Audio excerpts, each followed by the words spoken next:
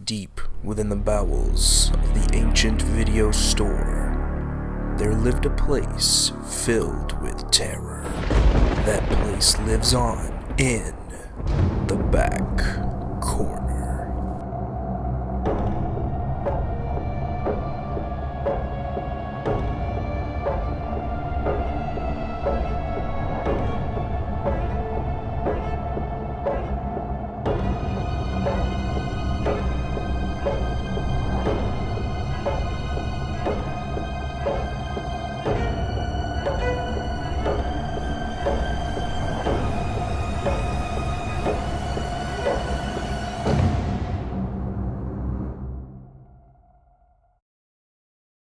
The following podcast features strong language and adult commentary. Our content is not suitable for younger listeners and may be disturbing to others.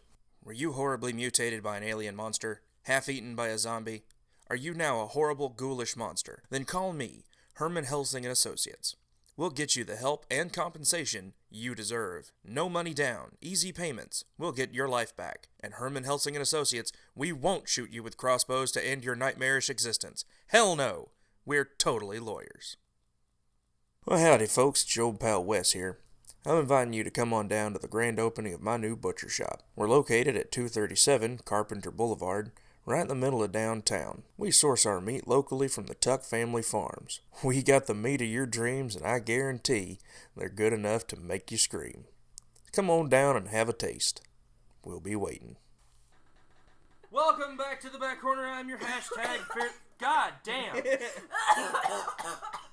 Right at the start. I'm so sorry. Wow. I'm leaving that in. I am your hashtag fearless leader, Zach, and with me, as always, strapped into the passenger seats of this hell hearse are the corrupted souls of my co-hosts. They are Rachel. And Be Red G. right. So, guys, it's been a little while.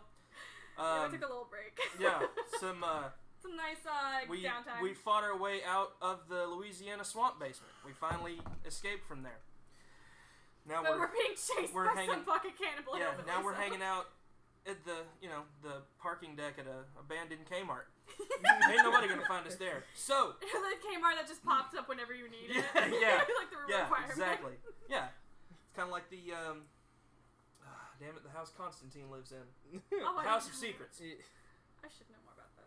So, this month was Rachel's pick. Yeah. Rachel, what did we watch this month? It's called The Sentinel, made in 1977, because apparently there's a ton of other movies named The Sentinel, which, I mean, it's not There like sure a great are. name. There sure are. And a lot I didn't of them bother are to look them up. A lot of, I looked at them. Some of them are like spy movies and thrillers. Well, and was dumb there a shit. remake Action of this movie movies. or something? I There might have honestly been, but I didn't see one. The remake with less old boobs. I mean, we watched this the same day as I got my tattoo. I had a headache and I was screaming at every time something weird happened, so I didn't bother to look up much else besides writing down the whole fucking plot of the movie. So this movie, this is a strange picture. Who made this movie? Okay, so it was directed by, let me find my Wikipedia link here real quick. So it was directed by Michael Winner, which the only really notable thing I found by him was the movie Death Wish and series, which I don't think he even directed all of them. Death Wish starring Charles Bronson with his fucking crazy ass hair and his mustache. And it was actually co-produced and co-written by the author of the novel of the same name, Jeffrey Convitz, maybe? And there's actually a sequel to the book as well, but it was never made into a movie, obviously, because we would be talking about that too. Oh, would we? And there's a star-struck cat, that's not the right word, star-written this cast. film, it has a stacked cast. This film features the likes of, we've got Burgess Meredith, who was the Penguin in the 60s Batman TV show. Was he actually? He absolutely that. was. Well, I knew him from Fright Night, because he was the show host, because Chris Sarandon was in Fright Night as well, so we have two people from Fright Night. Burgess Meredith was also in one of the most popular episodes of The Twilight Zone, Time Enough at Last. With the glasses. Was he the main guy? That was him. Holy shit! I did not know that. I should have done more research. He was in a couple episodes of The Twilight Zone. I don't remember any he's other a ones. great actor. Oh, he is. He's fantastic. He's been in quite a few things. We've also got. So Chris Sarandon, I mentioned. He's been in Fright Night. Like I said, he was the vampire. He was Prince Humperdinck in Princess Bride. He was actually the speaking voice of Jack Skellington, which I was very excited about. Yeah, which for those of you who are uninitiated, Mr. Skellington had 2 different voices in the film, one for singing and one for speaking. You wouldn't know it if we didn't tell you, but now that we told you, you're going to know it. Yeah. And it's going to ruin your whole goddamn life. And if you want any other Nightmare Before Christmas facts, hit me up. I didn't know that. Yeah. My life is ruined! And, I can't enjoy this goddamn film ever again! And Danielle. Fuck you, Marilyn Manson! Oh, fuck no. Corn. So this... Do not bring them into this. So this film also features the talents of the one and only Cronenberg superhero, Jeff Goldblum. Yeah.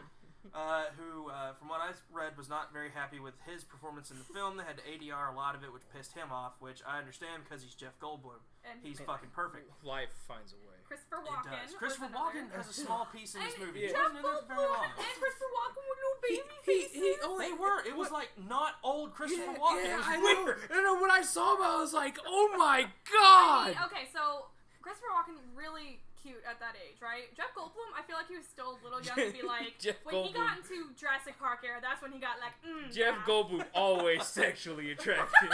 No, you're right though. I mean, yeah, that's not an inaccurate statement. He's still a good-looking dude now, and he's like 1,000. It's because he was in The Fly and it just fucked up his DNA. Yeah, It's this been was ruined forever. Yeah. Well, we'll talk about what other.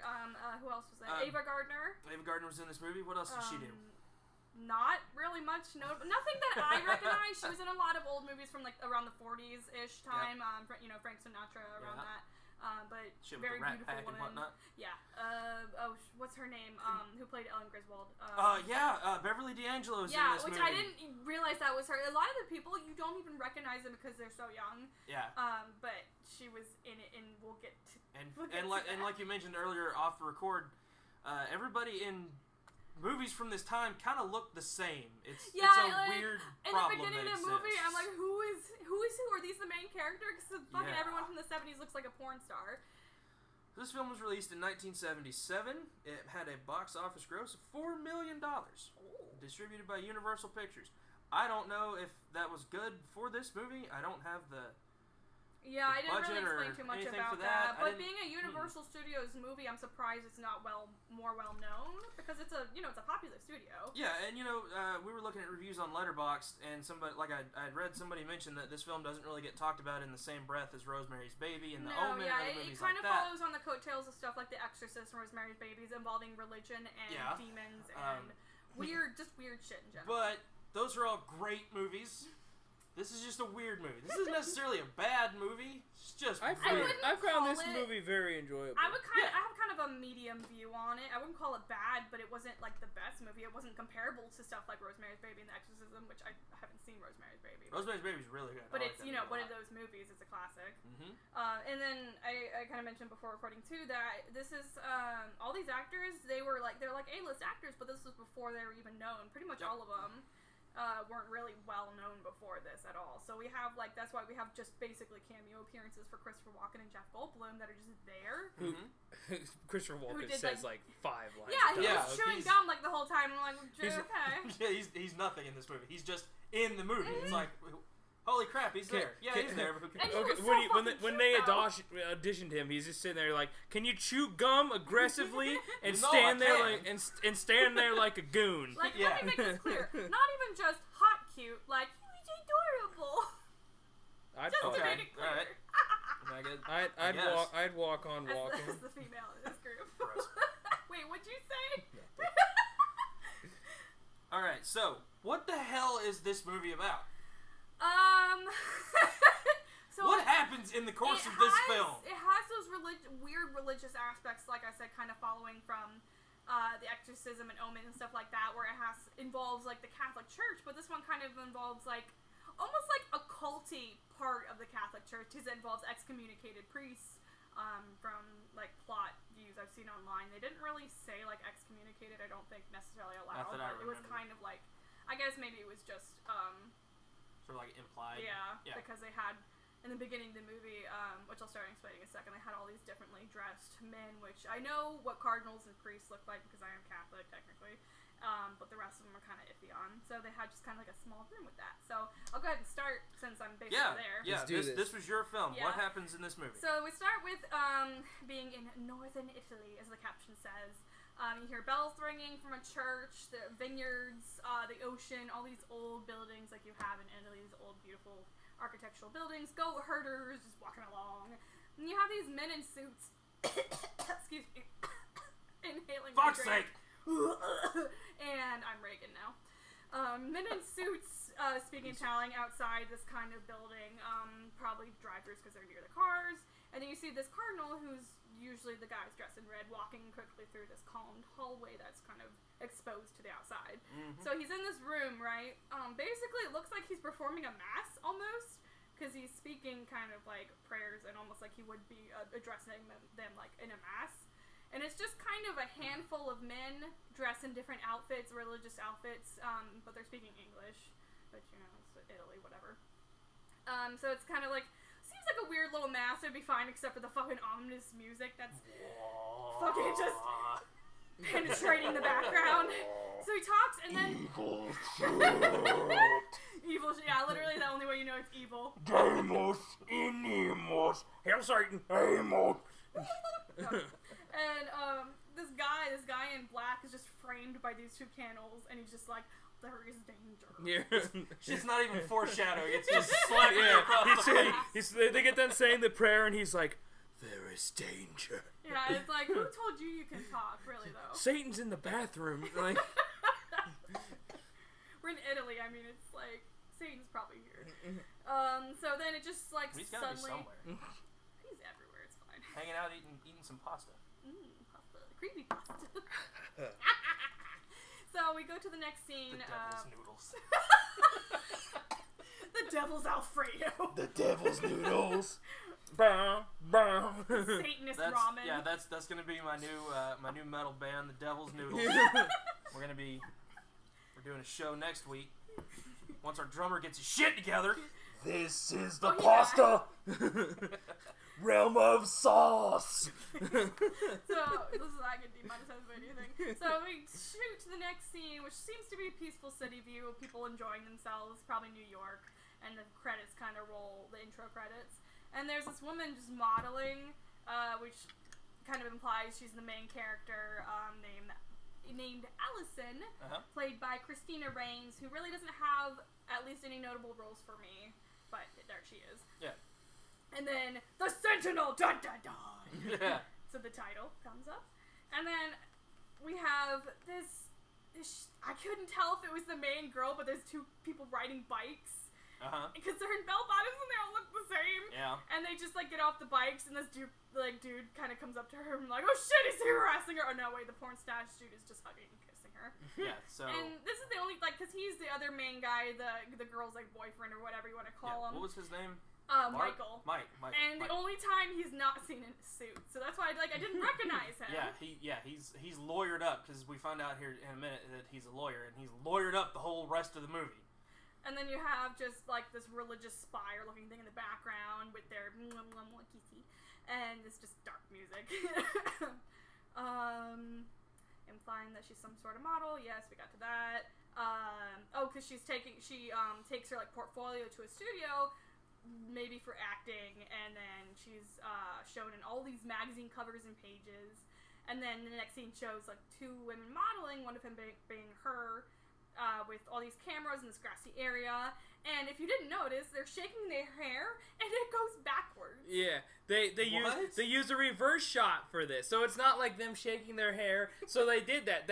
But they do it right later in the movie when they play the commercial on TV. It's them actually doing it. But like one of the next scenes is showing the commercial and her like watching it, and it plays right. They're shaking their heads, but like the actual movie shows the weird backwards hair flipping. It was backwards. It was ran back. So you sit there and you're just like, wait, her hair's moving wrong. It's because she's like, and like you notice like something is uncanny about her, like that's not moving right. No, I didn't catch that at all. I don't know why. I thought it was the weirdest decision because they played it the right way. Well, they probably sat there and they're just like, what, Jeff? I just fucked up on the editing room. Yeah, so this was shot on film, and editing film was a long process, and it was probably just fuck. It was the 70s, we'll just keep going. Nobody will see it. Just run it backwards. And nobody's gonna watch this movie again. I mean, this is 1977. It's what the about hell are you talking Satan. about? Like, you might as well play it backwards and see if fucking Kiss records show up. then I kind of noted that the movie's moving really fast because I'm trying to take all these notes and it just keeps switching between all these scenes. So, like, I don't know about you guys, but, like, I couldn't keep up very easily. Yeah, there was a lot of shit happening. You're trying to write it down, it's fast, but, like, they throw a lot at you to move through a lot. Because the movie's only an hour and a half long. Yeah, it's a quick movie.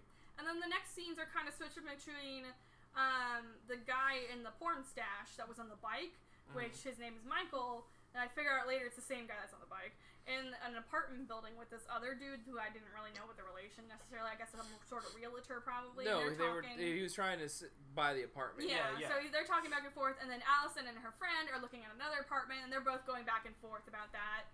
So they can't make up their minds. Really? The issue here is that he's looking for an apartment for them to get married in, and he's a lawyer. He's just throwing money. Yeah, he's got shit tons of money. He's got a convertible. He's got a mustache. Like she's just, and the dude's like, this is 70s rich dude. All right. He's sitting there, and the apartment guy's like, happy marriages are made in $1,000 a month apartments. Yeah. And I was like, that's what we fucking pay. What the hell? Come on, man. And then versus the other girl who here we have this issue where she doesn't want to be trapped with him. She doesn't want to be. She wants to have her own place. It's not even specifically clear. I guess it's like noted kind of at the beginning that they're in love because it's the stash guy, but it's still hard to tell it's them. But I couldn't tell if they were going through a breakup or what was happening. No, she just didn't want to be because of well, at the time I was like, what is she breaking up? What is she trying to do? And then a woman in the 70s on her own in an apartment. Oh my god. Yeah, come on. What the fuck? That's gross. Women doing their own thing. This is 1977. Shut up. Ooh, titties. Ew. When the women are searching for the apartment on their own, was it when they were talking to that creepy old bitch that was trying to sell them a place? When did she come in? She was later because they were by themselves. I feel like looking at apartments, and then he was with that one fucking weird realtor, looking and. It got really confusing because it just kept going back and forth, and I wasn't quite sure what was going on. Yeah, because I completely forgot about that woman's existence until the end of the movie when we see her again, and I was like, oh shit, it's her! And we'll get to that. Yeah, I've noted where she's at least, so I can kind of figure out where she's at. Because I couldn't remember when she came in. So I keep switching back and forth until the next scene where what is probably Allison is sitting on a couch watching the commercial of her with the flipping hair, but it's the right way this time. Well, the stash douche, as I noted him at this point, actually I literally wrote stash douche suit lawyer. Lawyer man. Sits in a chair nearby. He's being silly with her. He's asking, you want to celebrate this commercial by getting married? Because they've been living together for, quote, God knows how long. Yeah.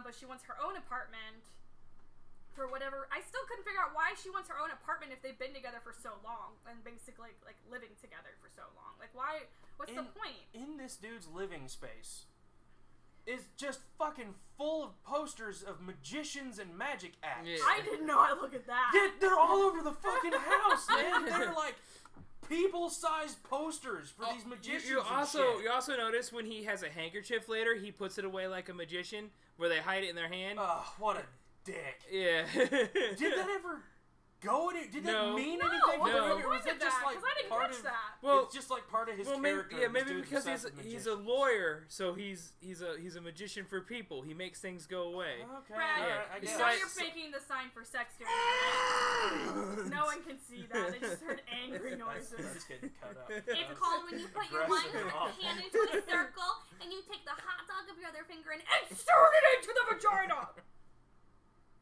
So that's the end of the episode. So anyway, join us next time when I'll be by myself again. We're fired. No, we don't make fucking money off this. Okay. So then, while she's at the apartment, there's a phone call. It turns out to be her mom. Her dad is fucked up in the hospital.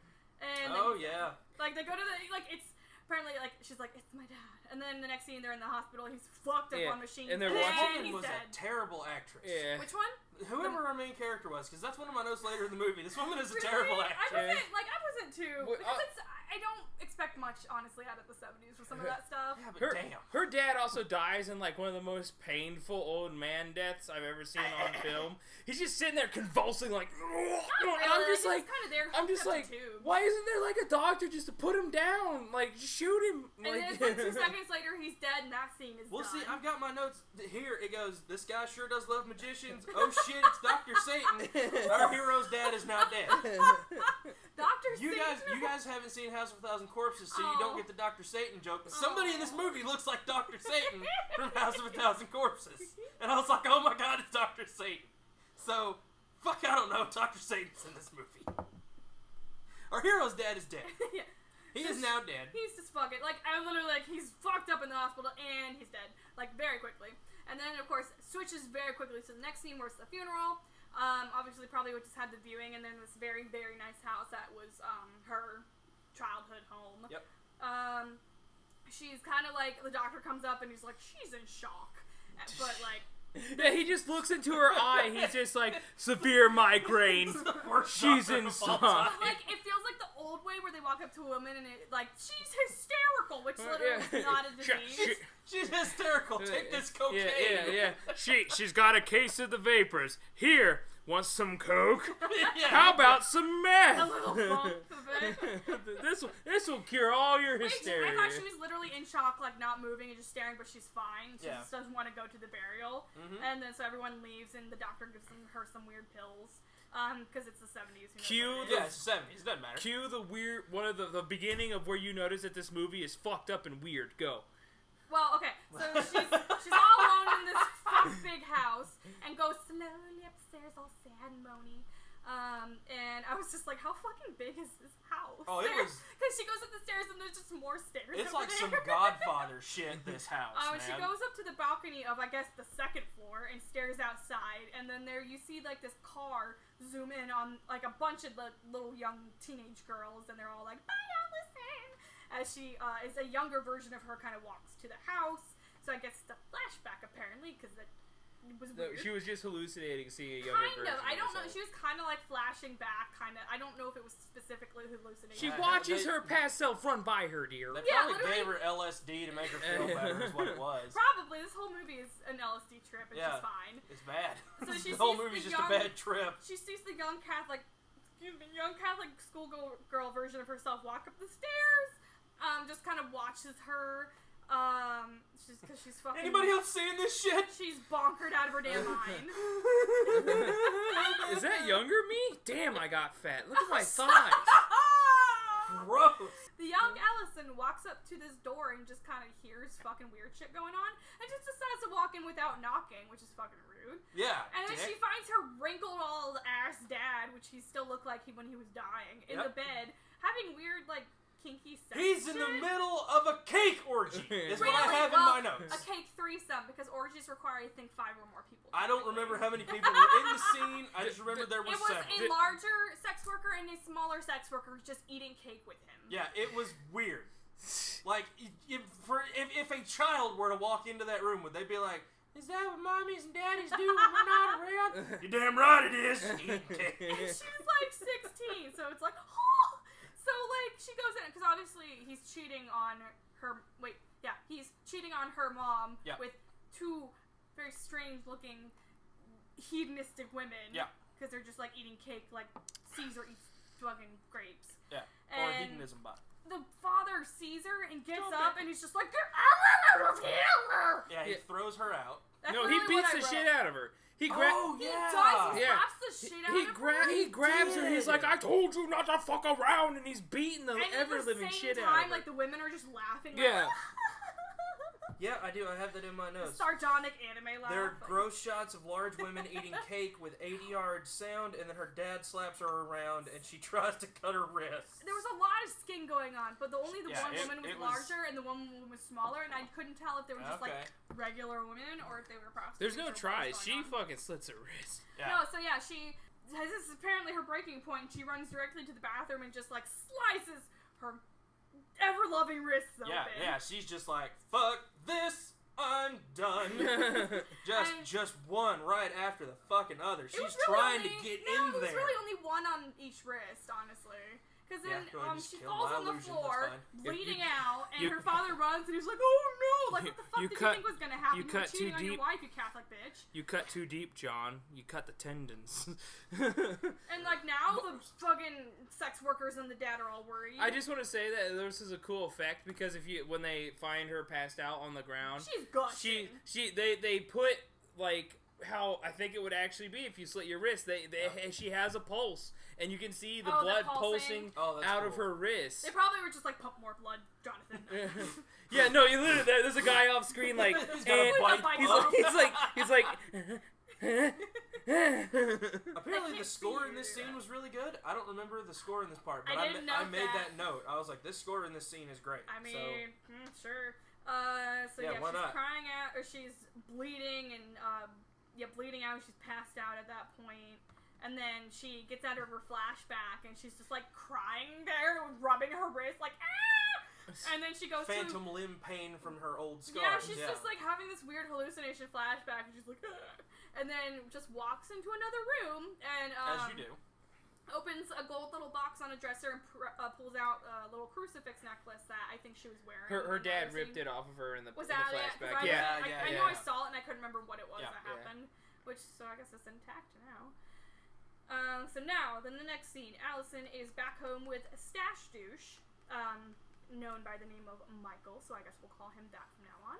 Yeah, we can do that. It was a boy, Michael, and I had it aborted. Stop, you keep saying that! And then, like, occasionally, I kind of, like, sprinkled just random quotes, because I wrote down whatever I could, so it just, like, I don't want to be left with nowhere to go. I'm guessing that's what Allison said, which is... Her mom was trapped with this rich fucking hedonist guy who was probably abusive because she meets with her mom afterwards and she's like, "Why did you stay, Mom?" And she was like, "I had nowhere else to go." Oh yeah, that's why I didn't write that down. That's why she doesn't ever. That's why she wants her own apartment because if she doesn't, she's afraid that her relationship, if something goes shit, she's got nowhere to go. I tried, guys. I wrote down everything I could, and some of it I couldn't get. Did you not pause the movie at any point? I so much. Fuckload, man. Speaking of which, I forgot to ask, how did you guys watch this? I rented it on Xbox. Okay. I was gonna watch it online, but he's like, "Well, might as well just fucking rent it." I'm like, "Okay." Yeah, because I watched it on my Xbox through the web browser. Oh, you can do that. Oh. Yeah, it works for some things, not everything. But I did it that way. I found a probably illegal website for movies, so. Yeah, it's I don't feel comfortable having that on my Xbox, so I'm just gonna go get rid of that here in a minute. They've stolen all of my data. That's happened. That's probably what's happened. And I'm gonna be sold to human trafficking. Yeah, they're pre-ordering shit that ain't nobody ever gonna see, and I'm gonna be like, why do I have $87,000 stolen out of it? What the fuck is happening? So she says, I don't want to be left with nowhere to go, which harkens back to her mother and father. And then she gives Michael a present, these golden little cufflinks with his initials ML. Because that comes back later in the movie, and I was like, what the hell's up with that? Because I totally forgot. She got him cufflinks. And it was to show that she still loves him, which that makes more sense now, because she wants to be, like, on her own, so she's not trapped, but, like, she really does still love him, because he's kind of having an issue with that. So she's calling an apartment, what would you call it? This is where she like looks up. up. Like an office, kind of, in the newspaper, so she can find apartments, and then the talking is overlaid then by her arriving to, like, the building to meet with this lady. Yeah, this is where we meet the lady. Okay, this is it, which is Ava Gardner, and I didn't realize till later, like, holy shit, that's Ava Gardner, because she looks so much different, even in 1977, than she did in, like, black and white pictures then. But the high cheekbones are still there. Yeah. So yeah, she meets with this lady clad in white, like a white overcoat and skirt and all this shit. Yeah. Very bourgeois. I kept spelling Allison wrong because I put the S before the I, so Alcyon. Let me find where I was off at. So yeah, the lady in white hands Allison this questionnaire, asks about like if she's living alone, and she's like, this is where she gets her forever apartment now. Yeah. At this point in the movie, and this lady's a bitch. Okay, so I understand this is a different time period. Money had a different value at this point in time. But 2019 me is sitting here listening to these people negotiate. This woman wants $400 a month. Well, that's later. That's when they get there, because they were talking about, like, oh, it's $500 a month, and then Allison's like, it's a little steep for me, and she's like, what, you can't afford $400? And she's like, what, you said $400?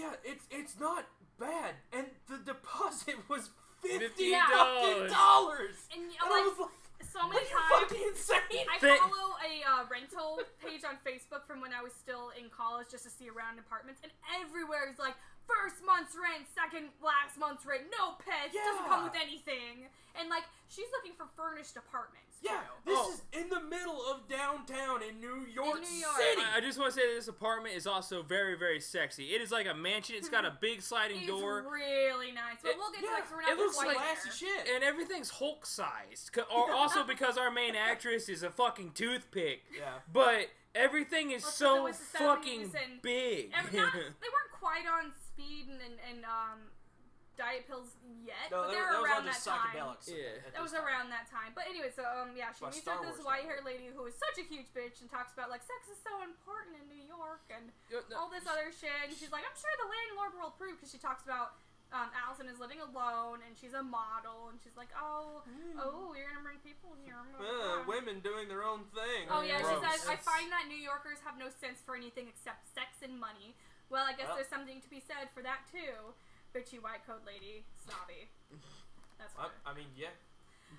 So then we skip to the next scene now, showing the apartment complex, which is like an old style kind of house almost. Yeah, it's weird. It's not like a normal, like a modern apartment complex we have now. It's almost like a house that has like a hotel room kind of stuff. It's a weird thing. Just take off my hat. But it's like really pretty, covered in ivy. It's a brownstone house. That's gorgeous. And so she's getting out of the cab, and they're talking about, the apartment and stuff, and they look up to this window, and Allison's like, who the fuck's looking at me? Yeah, she's talking about just top window, there's just this fucking figure, just face on the glass. No. What y'all doing down there? It looks like a little cardboard It's cutout. a cardboard cutout with lights behind it. Let's be serious with us. Like, 90% of the time, it's a cardboard cutout. They're just like, we don't want to pay the actor we too didn't much feel money. like lugging all this fucking equipment up these stairs. What are you, crazy?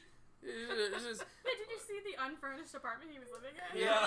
So they're in this place, and it's old even for the 70s. This place is already furnished, which is like, is definitely not a thing now that I've noticed. No, like, you can't furnish it for more cost, but like, it's beautiful. I think some places do that, but I don't know how many do now. I mean, I know my studio apartment had an option to be furnished with like a futon or bed and all that stuff for extra a month, but like futons are just bitch couches. I had a futon in that. Yeah, I still do. That's what I use. Hurt. Yeah, that's what's in the office that I sit and record on sometimes. Yeah, I got a Under my like creepy really nice stand bag. cooling memory foam topper because like I just could not handle. I slept like on the bar and like we were just having sexy time. It was anyways. Yeah, we've all been there. It fucking hurt.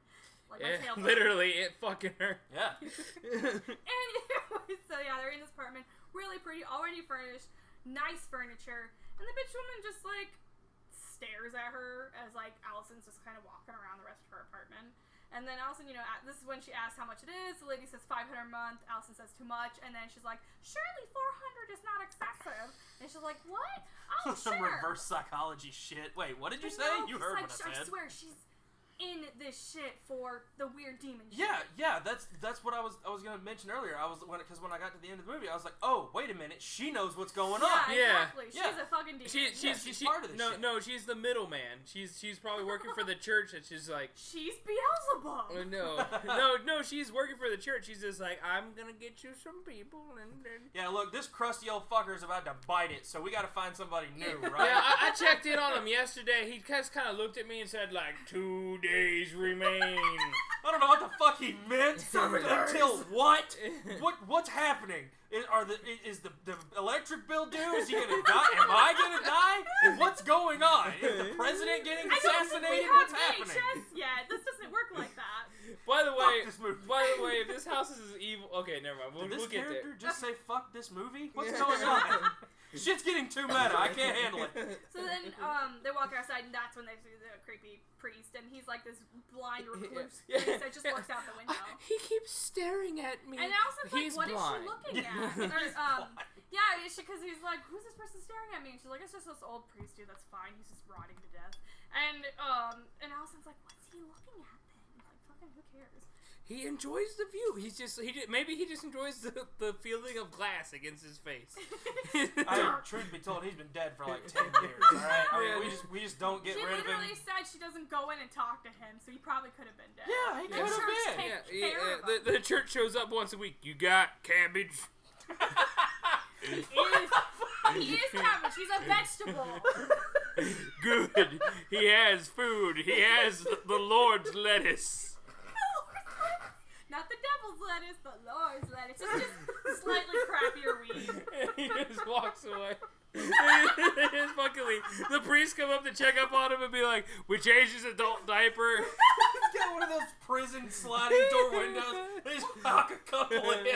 We threw you in some more, you bastard. The thing is, I don't know if they had adult diapers back then, because if you think about, period pads at that okay. No, I'm gonna explain the thing. Period pads at that time were, you had a fucking harness for pads. Gross. So imagine adult diapers at Sounds that time. horrendous. Goddamn, girls were metal back then. We're still metal. We shove shit up our vaginas monthly. I mean, so do I, but you don't hear me talking about it.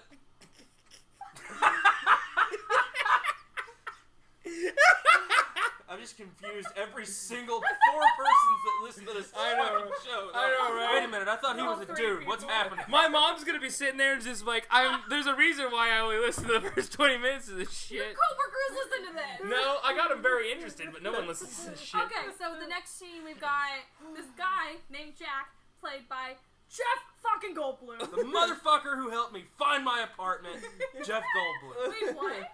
He's the spokesman for Apartments.com, and before when we moved into the last place, everywhere we went looking for a new place to go, they'd have like an hours tag or whatever from Apartments.com that had Jeff Goldblum on the door, and anytime they always asked us the same fucking questions. So how did you guys hear about us? And I would say Jeff Goldblum. None of them ever got it. So Jeff, they were like, huh? Jeffrey. I was like, you fucking idiot. He's on your door. If you I was hear very this, upset. we thank you, our good Lord. Yeah, I love Jeff Goldblum. Yeah. So he's the camera Chef guy. Chef Goldblum? Chef Goldblum in the Tim and Eric $1 billion movie that they made. He was Chef Goldblum. Yeah. So he's there taking pictures as the camera guy. Not really much of a thing because, like I said, it's before any of these guys are really well known. So he's just in this movie. He doesn't even have name credits to start. Did he not? No, he didn't. I didn't pay attention. I think he did by the time the movie was over. But Maybe. I don't think he did. So he's taking pictures of the model Allison in this like modest, fancy outfit in front of like a rich person house. I don't know if it was, I don't remember if it was her house or some random house. No, it was just a random like garden shade. They were just doing like a fancy photo shoot.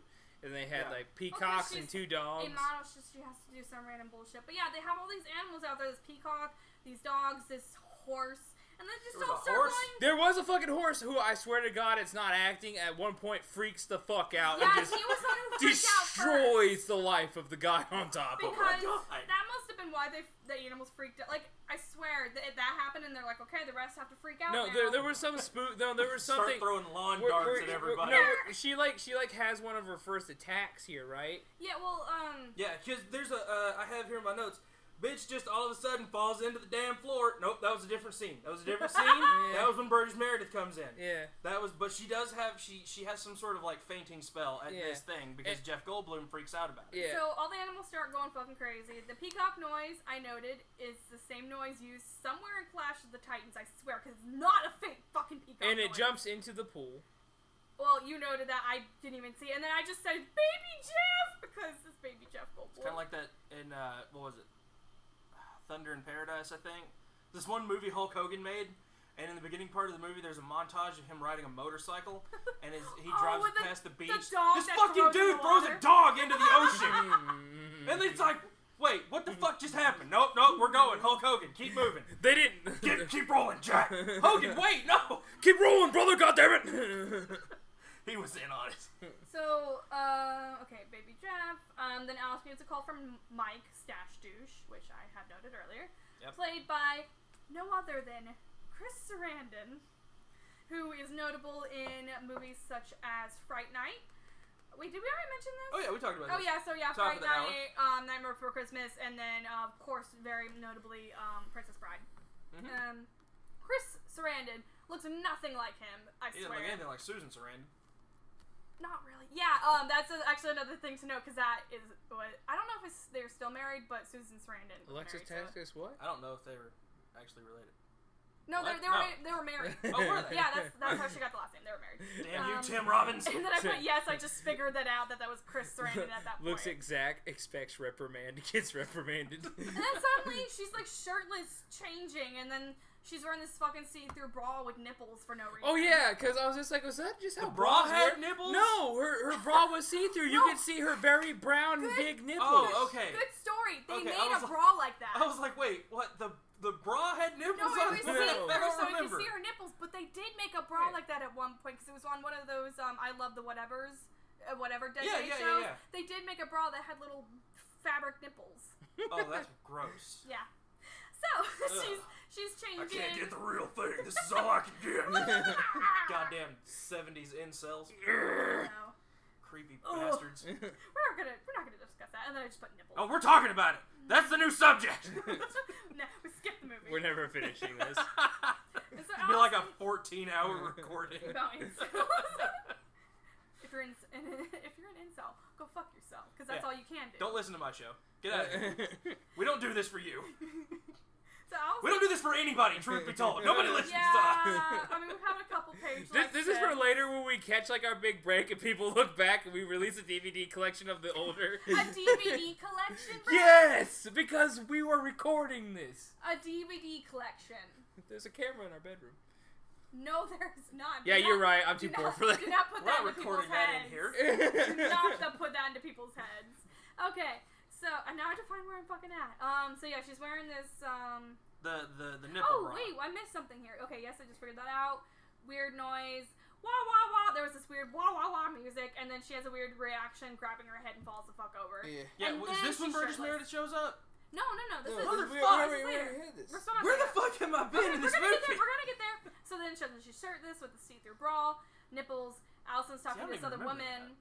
You don't remember the see-through bra? I don't remember the see-through bra. I feel like I would have made a note of if there that, are and I tits, don't remember I'm gonna anything about remember this. I know, right? I don't fucking understand what's All going of our on. horror movies have boobies. Yeah, they really do. Just for no I reason. mean, most of them, yeah. I mean, shit, Snakes on a Train had boobs in it too. Yeah. They weren't It's great, like- but it's they like were there. No, it's like a selling point for real. Like we needed like a boob counter because literally, I've been meaning to bring this up to you. There's like a checklist of shitty horror movies, and like literally you have to check off Random like tits. excessive gore, hokey gore, and then boobies. There are always boobies. There's always for boobies no or naked reason. girl. For no reason, too. Yeah. Just like running around with boobs or like Alright, something so, scene. Every okay. episode following this, we'll start. We'll call it the titty tally. We'll just start that. Oh, I'm so We'll happy start with the adding to TikTok. every single time I'll something remember happens. this. I wrote it down. This has like 10 boobies in it. Oh, we'll get There there. are a lot. Trust me, I wrote it all down, bro. See, I remember those, but I don't remember this. Where was my head in this movie? So she's talking to this other woman, which I think she appears later, and I think this is Jennifer, one of her really good, her best friend or something. She must have been in the whole movie. I can't. She's a blonde. I don't know. Yeah, she's her friend for like the whole rest of the movie. I think she's at the same moment. So I that must think be. so. Then Allison says she's only been apart from Michael for 2 weeks. Then this lady, Jennifer, gives Allison this weird-looking vase with flowers, I guess. Yeah, she's like, I got you this as a housewarming Yay. present. And then there's a knock on the door, and then this is when Allison is confronted by the weird old dude with a bird on his shoulder. Oh, Burgess Meredith.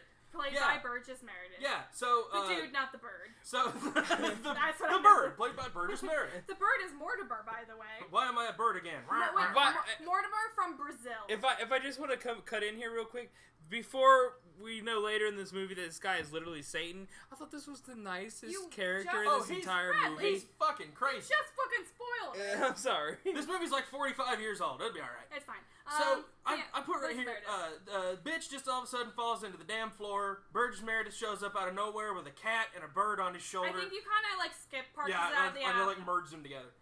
He's ranting about presidents and nonsense, and Was he's that what he was totally saying? lost his fucking mind. I couldn't even catch that. Yeah, because he's like going around her fucking apartment talking about this fucking Really, thing he and this just thing. walks in and Yes! he's got Mortimer, the yellow bird from Brazil, and then he's holding this kind of tuxedo cat named Jezebel, which I wasn't sure at first, but then because he says he at first, and then they said she later on. Fucking, And they're then a cult. Who cares? He has indigestion, is what they said about Jezebel. There's a picture of Burgess Meredith in this woman's apartment. Wait, seriously? Oh, yes! no, yeah, I got that he in left here. it there for her. Wait, no, he didn't. Did he? Yeah. Did he? I can't, because I've got that at the end of this scene. I was like, there's a picture of him in this apartment. That's there's weird. Some stuff I missed because I was trying to write everything down. So he's like, he's walking around, he says something about he's seen her before. She's like, oh, I've been in these commercials, and he says, oh, I thought you were an actress or something. And so it's like kind of a burn there from the start. Yeah, he was just like, he was so happy. He's like, are you famous? And then when she says commercials, he's just like, oh, fuck you. I thought you were an actress. My next couple notes are just fucking and he's whack. just super talkative. I couldn't catch a single thing he was saying hardly. And then he says something about Mortimer likes his stomach rub. So like she's like, oh, okay, I'm gonna rub the bird's stomach, which I want to hold a bird, so that's fine. And then she asks about if the other neighbors are nice. He's like, yeah, there's these 2 nice ladies, but the old priest is fucking weird. And the animals are his only true companions. And now he says it's way past their bedtime. Because he's Burgess Meredith and he's weird as hell. He's great. But he's my favorite part of this movie because I fucking love this guy. He's fucking awesome. He's so great. And she asked him about using his phone in case of emergencies, but he was also in Rocky. Phone. He was, was he in Rocky? Yeah, oh, was he the coach? Yeah. I just I remembered never that. actually saw Rocky, but I've seen enough scenes. Dun, dun, dun, dun. All right. So yeah, way past the bedtime. Asked if he can use his phone in case of. And trained Rocky. Wait, what? He fought Batman and trained Rocky. Because he was the Penguin in the Adam West. Oh yeah, you said that. But says he doesn't have a phone because obviously, I said before, his only true companions aren't animals, and it kind of makes sense later on why he doesn't have a phone. Jezebel. I don't know this next sentence I wrote. I said Jezebel has been called he and Jezebel has been called he and she so far. Yeah, and then she picks up this picture off the table after he leaves, and it's him. Yeah. So I was confused, like, why does she have this picture of him in the apartment? So he's got like holding a thing of flowers, and so I guess apparently he left it there. It's weird. He does a great job being a weird old man in this movie. In every movie, though. Yeah. And then suddenly there's this room. The next scene, this room filled with a ton of people watching a slideshow. Old-fashioned slideshow. By this redhead dude that he said he took all these pictures in France, and the Arc de Triomphe. I don't know if I said that right. Comes up, and everyone's like, better than what I'd have done. It's upside down. They're what it is the cut this short is that they're at the lawyer's guy's friends, and they're just having like a little party. There's some kind of party, and like he's like, I took this picture upside down on my head. And Michael is trying to convince her to marry him or make out on the couch. Yeah, because they're in this love chair in the other room watching from over the back of the love chair, and then they like cuddle together and like, you need to marry me. And she's like, well, I don't know. Because like, then he talks about, it's only been 2 years since his ex-wife or ex-girlfriend, whatever. It wasn't implied at the time quite. So she wasn't sure, but he's like, she means nothing. And they're being all kissing, blah, blah, blah. And then Michael sees the picture in her apartment. I guess they kind of skipped forward there. And he's like, he looks like a prude. And she's like, I think he's cute.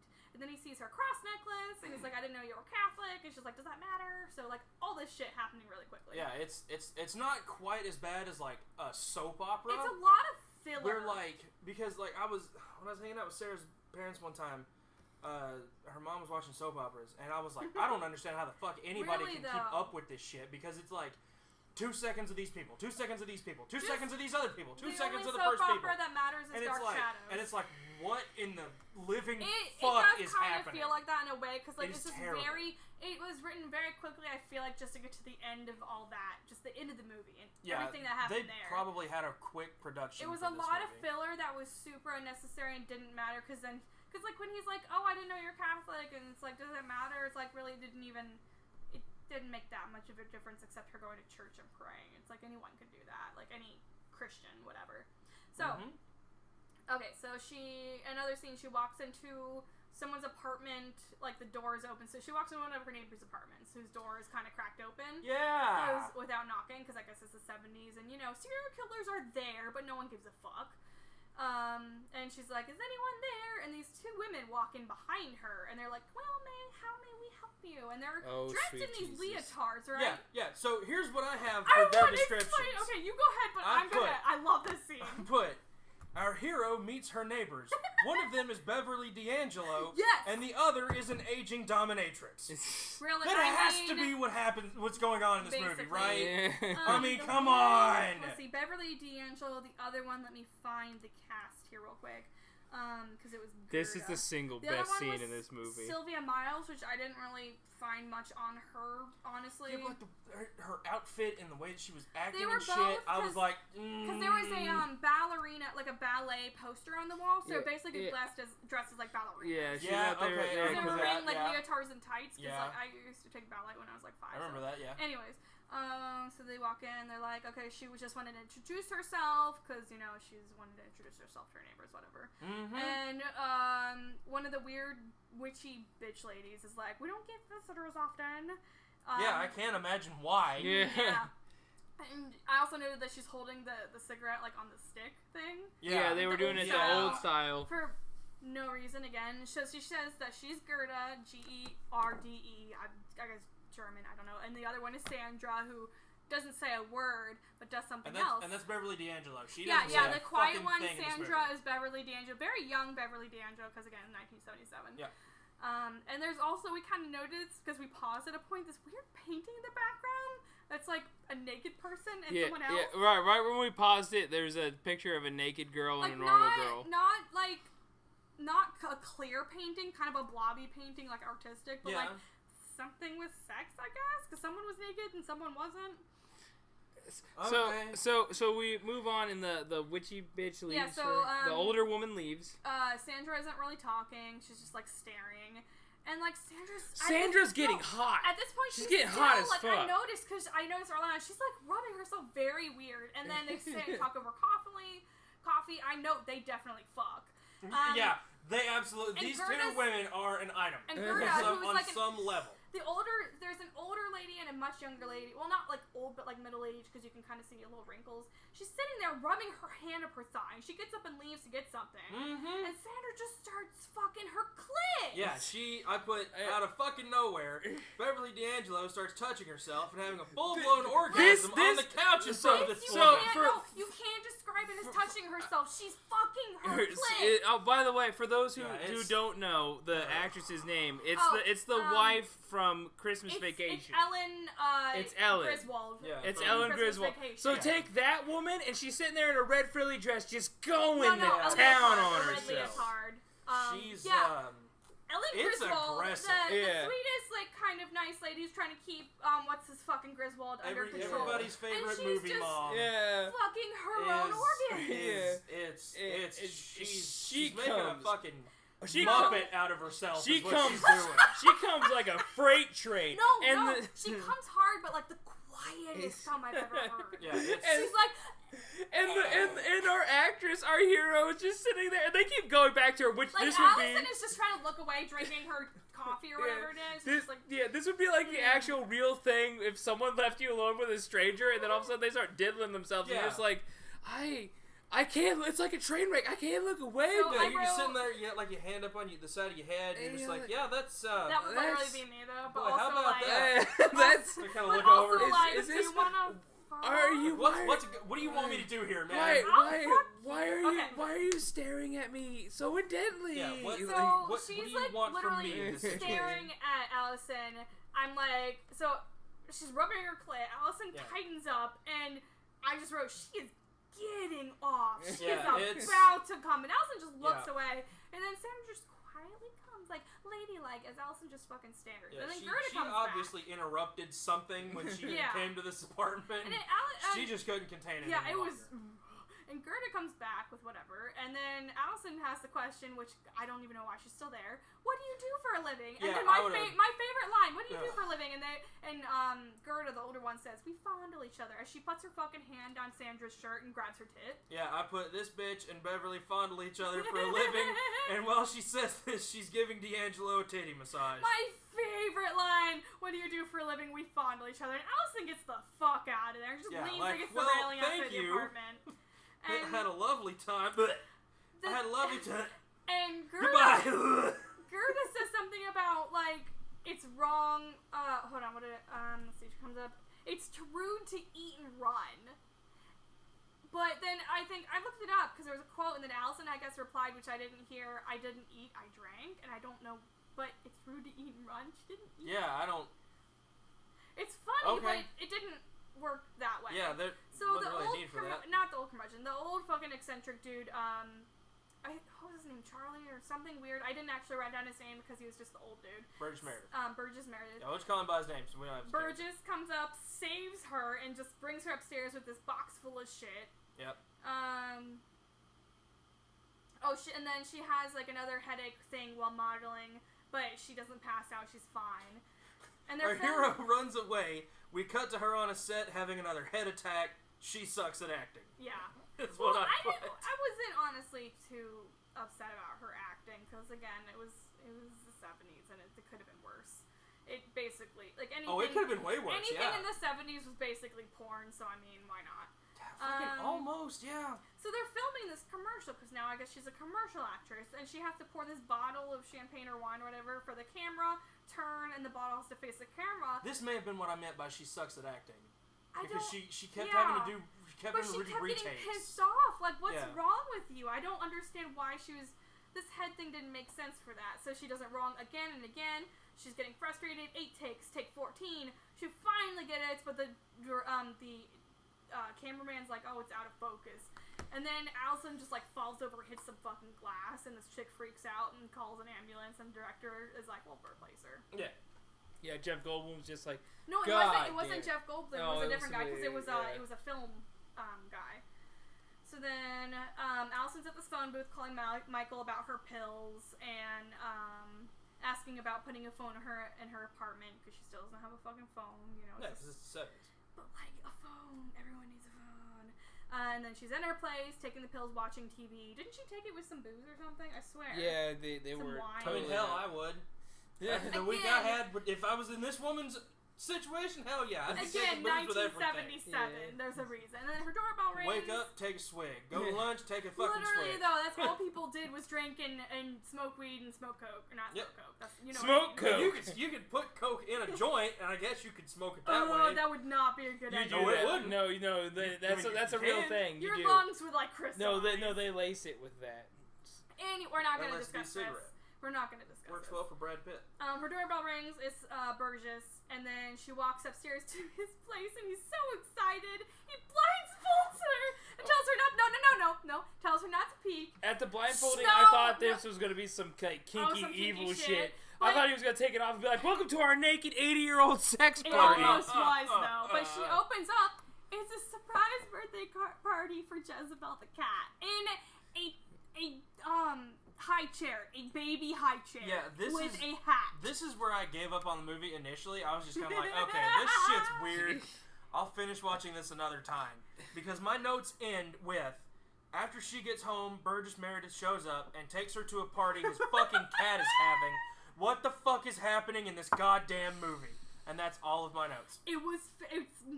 Besides that we fondle each other is my favorite thing, because this is the most well-trained cat in anything I've ever seen. It does a great job. Because it just sits in the high chair with this little the cone birthday cat hat on its head. Yeah, it's a party hat, like a ice cream cone party hat. It's great. Burgess is like, I'm gonna introduce you to the other guests. I call them lesbian witches because they seemed like that's a great description. They kind of later became the lesbians because they were. Yeah.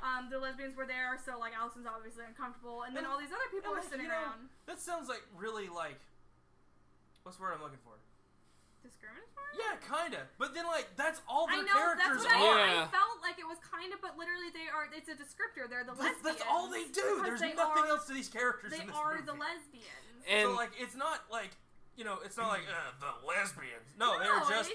These are just lesbians. That's all they are in this fucking movie. And Mrs. Griswold still is the most uncomfortable because she's just staring. She wants our actress's ass so bad. The whole movie, I was watching her. I was like, I feel like she really hates being in this movie. But I don't fucking know, man. It's the 70s. Fine. Who knows? She was just like. She might have actually come. Yeah. Yeah, they probably told her to do that. Be like, yeah, you just go and have fun with it. Tell her anything else. Wait, you want me to do what? Yeah, just go. Do it. You don't have to be naked. Okay. It was a 70s. But you gotta show your boobs in this movie and then in the first National Lampoon movie. What the hell are you talking did that about? happen? I didn't even. Was that the pool thing? No. Early in the movie, she's taking a shower and they mimic the scene from Psycho. Clark comes in with a scrubby thing and does the Mad Hatter. Yeah, that's funny. So between masturbating with clothes on or just having boobs. Yeah. Or, well, you know me. So yeah, they're all in like nice clothes sitting around this table, this round table. Yeah, everybody is dressed to the fucking nines for Really, this though. cat. The lesbian witches are there. The other people in fancy dress. The cat's in a high chair with a Technically, it is birthday the hat. nines. And the guests like greet her by like meowing and blowing noisemakers. And shit. There was a reason I gave up right here. Partly because I didn't feel like watching this anymore. Noticeably like said hi, but also like meowed. Yeah, it's uncomfortable. He introduces other inhabitants to the apartment, including these two twins that look nothing the fuck alike. Which obviously, fraternal twins, but still really weird because the one lady's big and the other lady's small. I guess maybe mirroring back to the prostitutes. I'm not sure. Let's see. Two of the people don't live there anymore. I think this husband and wife, but they come back there a lot. Yeah. I put in quotes, which is really strange. And then I just noted Allison is afraid of the lesbians. I would be too. Yeah, Burgess turns on this polka music and he's like, "Let's dance the polka!" and just starts bouncing around dancing with Allison. I just want to say, like, right up until the end, I adored this old man. I thought he was like, this is the one shining light in this movie. He was one of the best. And he's the ultimate evil. Yeah, you were so happy about Burgess. Especially at this part, you were like, I was like, everyone else in here is like fucked up and evil, but this little old man, I'm gonna hate to see him die. Yeah. One of the other guests was like, it brings back memories. I remember. And then the lesbians start dancing, and then Allison is uncomfortable, and then turns off the music because it's time for cake. And they sing for the cat. The lesbians start dancing. Everyone's uncomfortable. It's a weird thing. And this old ass lady, which I think I looked up who she was, but again, nothing really notable. The oldest old lady sitting in this wicker cushion chair who just says, "Black and white cat." Black and white cake. Yeah, it was black and white cat, black and white cake for no reason. Except to just remember it later. Except just to be weird. Yeah.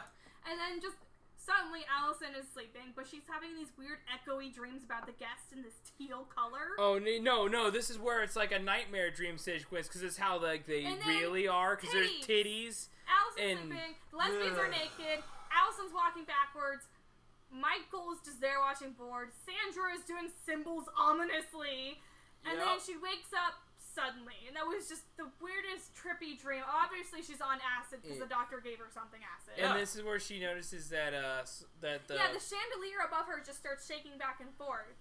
And did the covers on the lights for that thing, did that look like partly deflated balloons to you guys? No, I didn't even notice that. Yeah, like I was looking at them and I was like, did they put balloons in that so that like they wouldn't like break the thing shaking it around or something, because it kind of looked like balloons. It could have just been me back and forth. And then this is why you guys have to notice the details while I write this. And then we go to tomorrow where she also hears step stomping I got around. this, bro. I got this. I'm the one talking. You got mosquito. I got the Sentinel. Fuck you. So Buzz, bitch. So the chandelier's moving back and forth. She turns on the light and runs to the door to deadbolt it. She's freaking out. And there's all these squeaky, weird noises coming from upstairs. And she tries to, like, look out her window. Can't see anything. Sits down and she's, like, rubbing her arms like she's cold. Just because she's a fucking woman. Mm-hmm. And then next scene, Michael is making a call to this guy named Jim, this big, beefy dude, telling him about Allison to come to the office, talking about weird noises in the upstairs apartment when no one is supposed to be living there. So she had freaked out because, like, no one's supposed to be up there. So Michael asked him to check it out. Pause for picture. Wait, what happened? I was fucking with my hat. I've also been taking excessive shots of Crown Royal vanilla. Yeah, okay. Shut up because I'm going to talk now. I don't want you to drunkenly talk. So again, there's another audio overlay showing, like, he's talking and Allison is walking across the street to meet with the white coat bitch. Who was played again by Ava Gardner, the not landlady, but I don't know. I think she was the building owner. She's some lady who directs to like apartments. Like you would get ads and then they direct. I'm not good enough to know. I'm not old enough to know about that kind of stuff. We only know the internet. So she talks to her. Who this lady is now wearing polka dots. So she's a polka dot bitch. And she's taken. She was the white coat bitch, and now she's a polka dot bitch. She is a bitch. She takes Allison to this coffee shop, and Allison tells her she isn't doing too well, not getting too much sleep. It's not the priest who was the warning because she was freaked out by him, but it's the other weird people. Everyone is too fucking weird for her. She tells her about walking around upstairs. It sounds like someone's banging metal, and then the lady asked her about like what she wanted to see her about, because she's like, well, no one except Allison lives there, except the priest that has lived in the apartment for 3 years. The landlady, and the lady just kind of fucking smiles weirdly. So no one. Okay, so she's met these people. Apparently, she says no one has lived in this apartment except her and the priest. No one. Yeah. Yeah. And then we're just like, oh. Yeah, this is the part where it starts to get like, oh shit, because we were both like that. We were like, oh shit. Yeah, this is where things start getting interesting. So then, taxi pulls up to the apartment. The lady and Allison get out because no one owns a car in New York.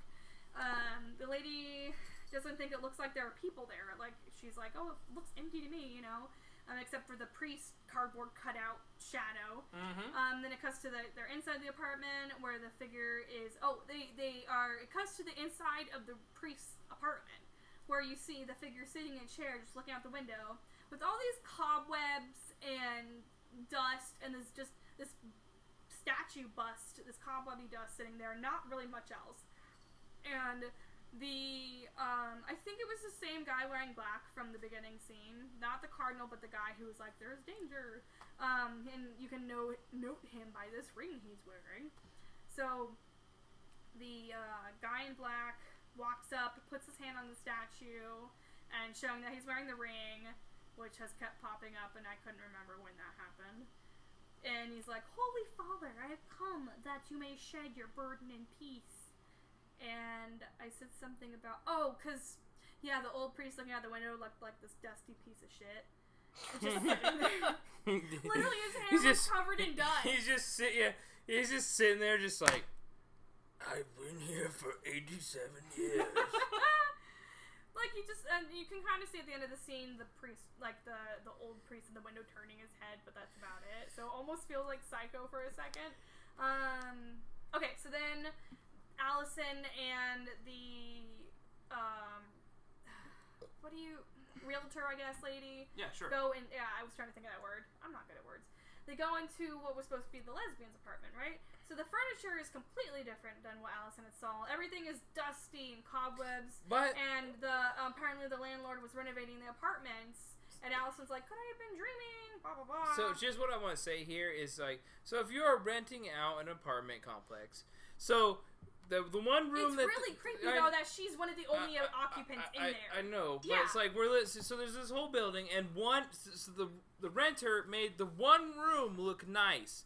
The one room is nice, and then when they go to all these other apartments, they look decrepit. They look like the fucking crypt creeper lives there. I just said though that the realtor lady had said they were renovating the apartment. It's still, right? but they look like no one's been in there in centuries. There's spider webs. Yeah, and all you would think that they're renovating them. There would be something kind of better, like dusted. It literally looks like I don't think they had lemon pledge back then. Housekeeping. But not in this realm. Lemon pledge. Okay, shut the door. Actually, they might have had pledge. I don't know how long pledge has been around. I feel like that probably would. It probably would have been a 70s thing, yeah. Okay, so everything's different. Allison was like wondering, okay, because she had been dreaming, because it was just a weird old situation. They go to what was supposed to be Burgess's apartment, the old guy's apartment. Yep. Because Allison was just there at a party last night, and she's just like at a window, standing in front of the window, singing Happy Birthday to Jezebel, kind of silently. And this is how you scare the shit out of the person Really? and make them convinced that you're fucking crazy. Because you sit there and you start singing Happy Birthday, dear Jezebel, and you're just like, you're trying to convince this woman you're not fucking crazy. Yeah. Really? Because you just randomly start singing Happy Birthday to Jezebel, trying to remember looking the out the fucking window singing your imaginary. I guess it's because it felt so real to her. Like, now she's doubting herself and she's like remembering singing Happy Birthday to Jezebel.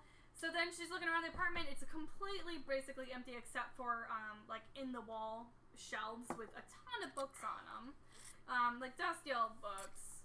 And now Allison's like, I want to see the old priest. And Allison wants to be let in, but the realtor lady's like, that'd be highly improper, obviously, because like who is gonna go around being crazy and like, I want in people's places? Yeah, you can't. This is the 70s. You can't just go in places. And like Allison asks, like, okay, have you ever talked to him or seen him? And the realtor lady is like, well, he's taken care of by the church, which owns the building, is what she says now. Which is also kind of weird to like rent out an apartment owned by the church. Vatican walks up and be like, "We need a place for renters of God." The Vatican is an organization and not just one person, Brad. Thank you. I know. I've seen the Vatican, the building, comes the whole, all of it, just the whole entire geographical area. Bro.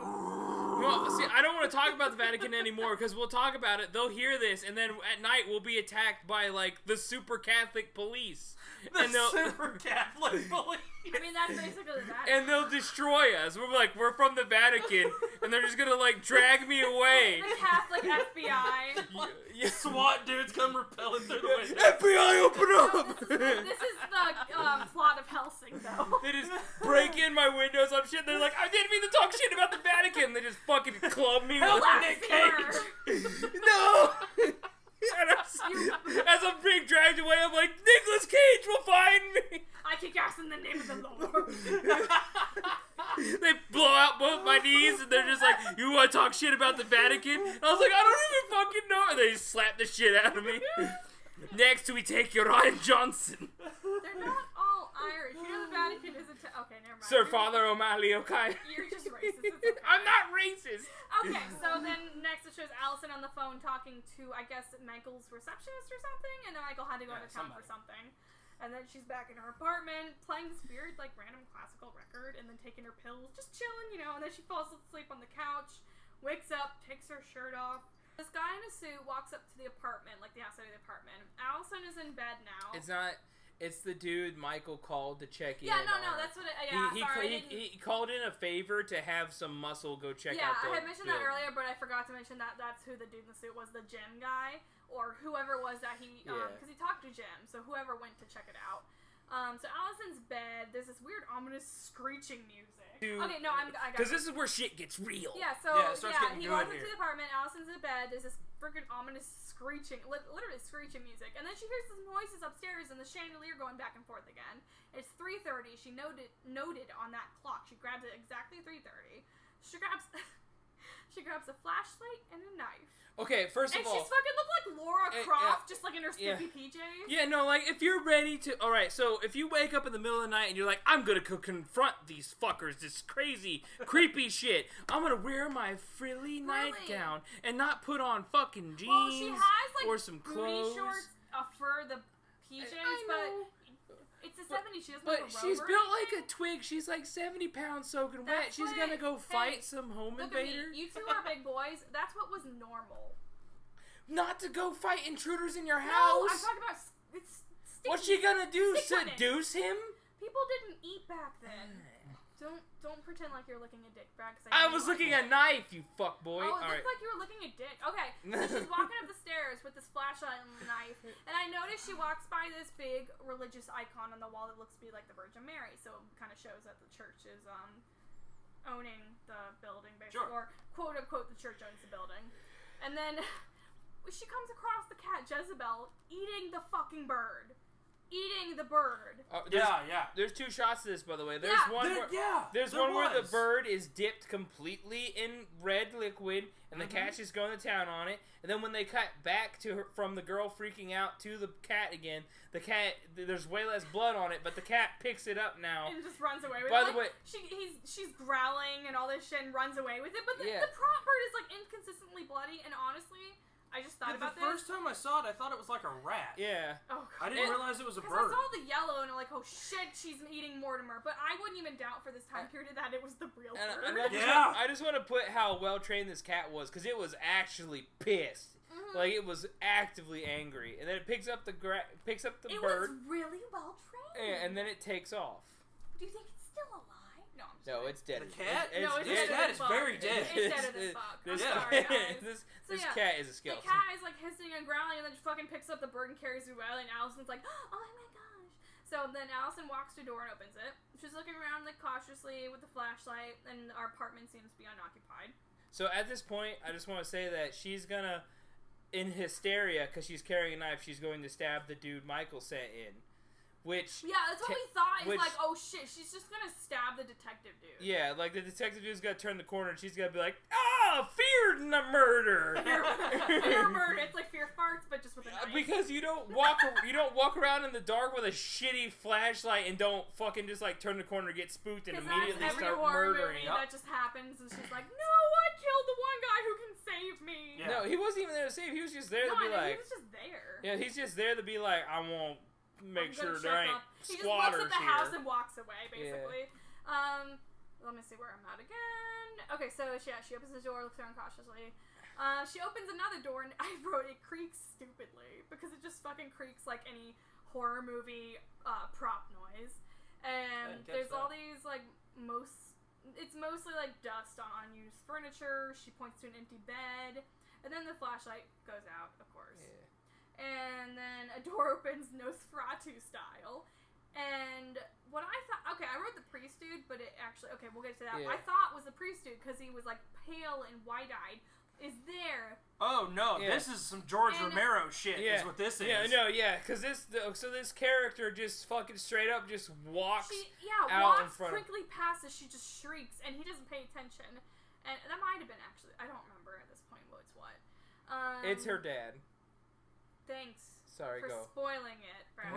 I wasn't. Well, we'll get to. I don't know about that part because honestly, there's parts of it I don't remember. When we get to it, she keeps walking around the corner, and then she's like, "What do you want from me? Who are you?" And it's all dark and creepy, and the flashlight comes back on and shines on this fucking zombie-looking dude who it must have been the same guy. It was her dad. Which was weird because he walked past her, so I'm not sure. But he's like rotting and. Not exactly rotting, but pale. He's fucking like. Was he? Oh, you know what? You're right. He was like all gray and rotting like E.T. Yeah, he's like a fucking zombie. Yeah, like he was a background zombie from the original Dawn of the Dead. Like E.T. when he starts to get sick. Ugh, it's gross. And he's got the white eyes, and like at this time period, contacts are hard contacts. Like in The Exorcist, you have those contacts. So it's a bitch to put in these literal blind contacts. Oh yeah, because they don't have like the mesh probably. And he's like shambling towards her like a zombie, and she screams, and I'm like, it looks like her dad. Obviously, it's her dead dad basically. I didn't catch that. Yeah, it was basically her dad because the flashlight moves toward the bed that was empty, and the two ladies, the sex workers, were there too. Oh, yeah. Naked and having a ball. Too, they were fucked up and laughing. And they were laughing, and this is where I kind of know it's like The Shining. And thinking about this. This movie was released in 1977. The Shining was released, at least, the movie, in 1980. Which the book was released before that, but it's got those reminiscent feels that I don't know, I feel like it would have had, not based on, but like kind of.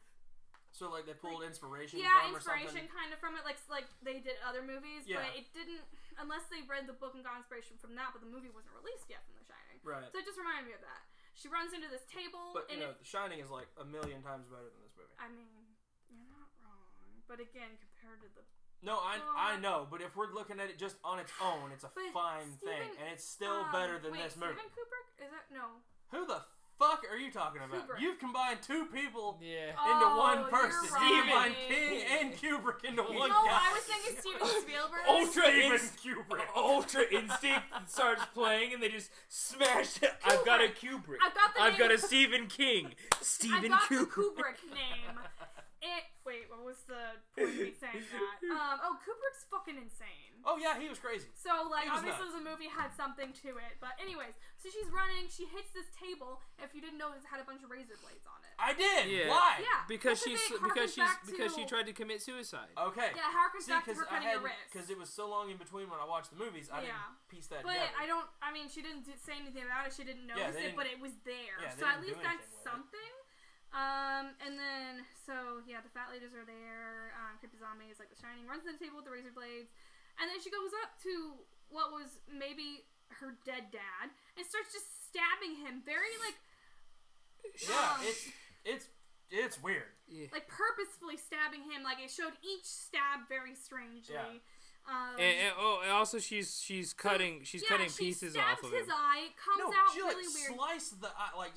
stabbed and it like gushed weird. It Kinda reminded me of the Salvador Dali like cat eye thing. Yeah. It was like in 300 when Leonidas gets stabbed through the front of his helmet and it like almost cuts his eye out, but it doesn't. Yeah. But like it happened to this dude, and his eyeball blows out like a marshmallow, Yeah. or like a hot dog in a microwave. Just oh yeah, or no, like a popcorn. Yeah, like, it was disgusting. It kind of like yeah, it pushed was out a little horrific. bit, and then he like cut off his nose. His whole fucking nose, man.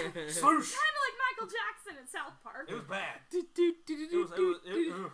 Yeah, she fucks this Like, man she up. stabs him repeatedly. He falls down. She runs outside. Blood on her jammies. I love the blood in this movie, Yeah. especially coming from this ghoul. Yeah, it's not bad.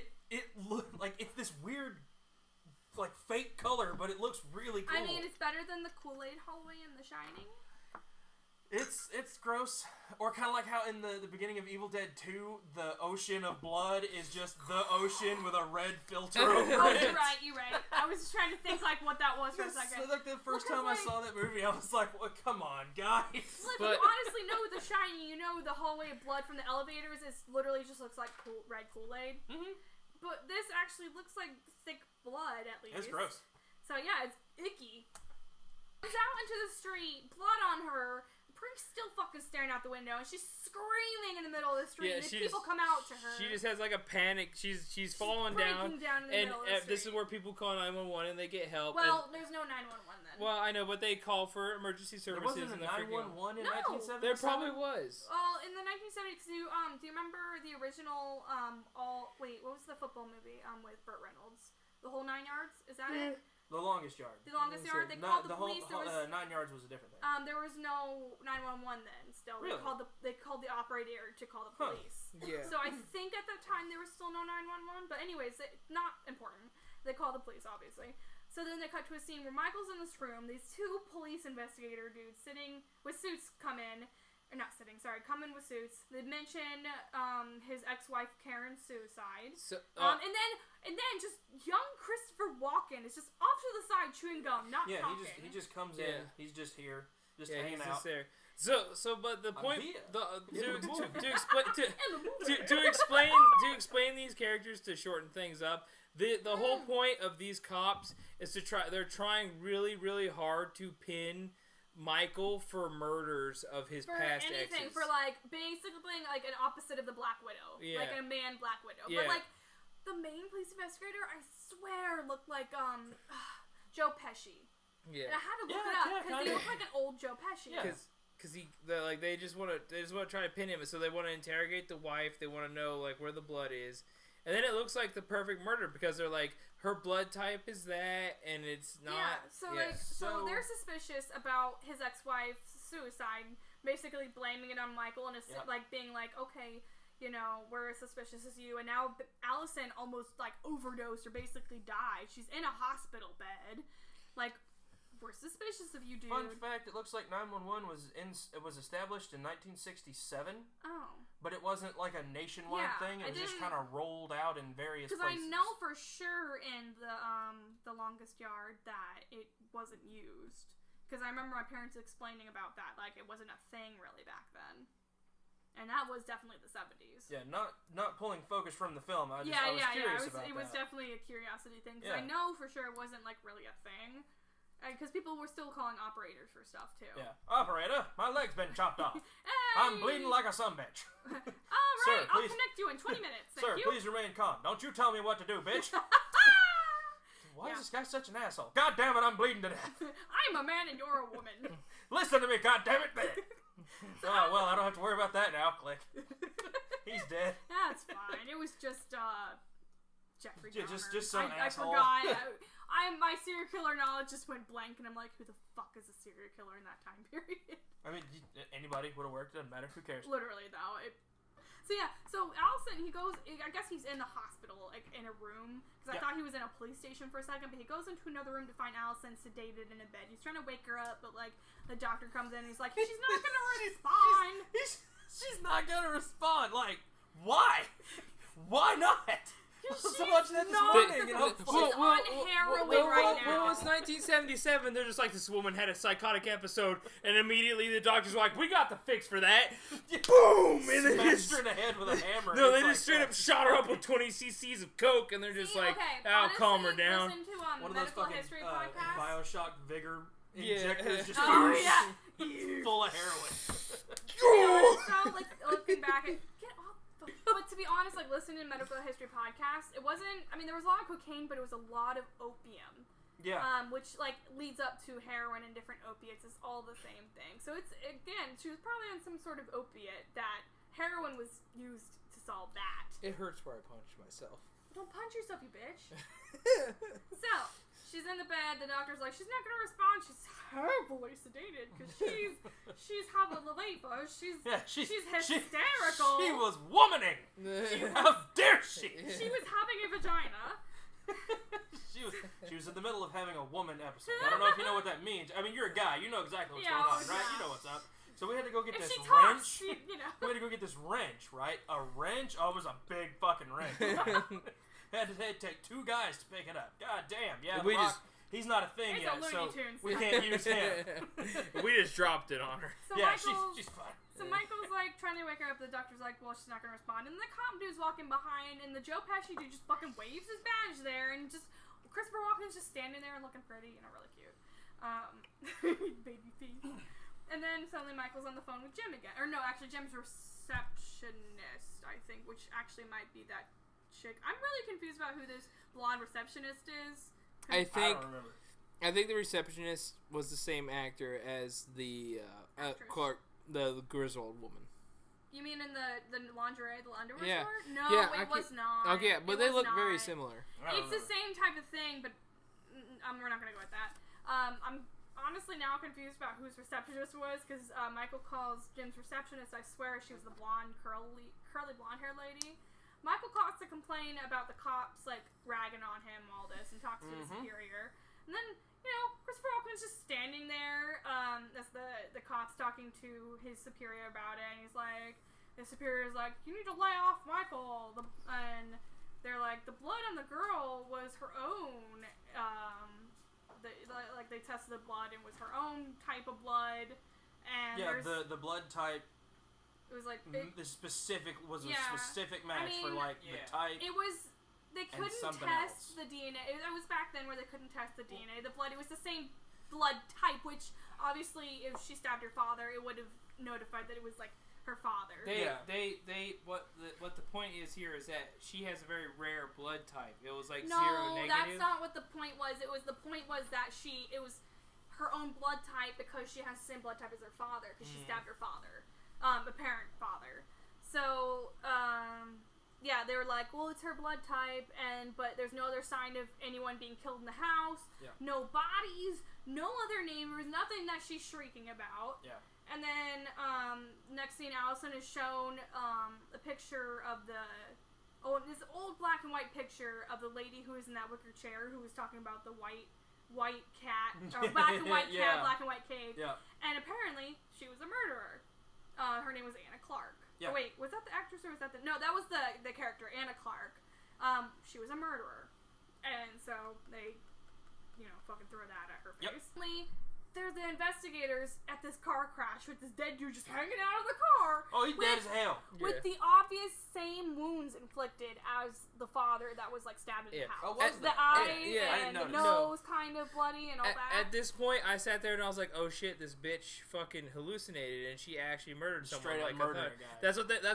But that's what the film wanted you to think about. Right, yeah. Well, I didn't think about that. But to be fair, it's actually the evil of this gateway to demon world. And I should have taken a picture of this. I fucking swear the Joe Pesci looking cop had this ridiculously large clown tie. Like, clown-sized tie. I swear to fuck, if you go watch this movie, float. I should have looked back. It didn't look like a clown, like polka dotty, but it was huge, wide tie. Not important.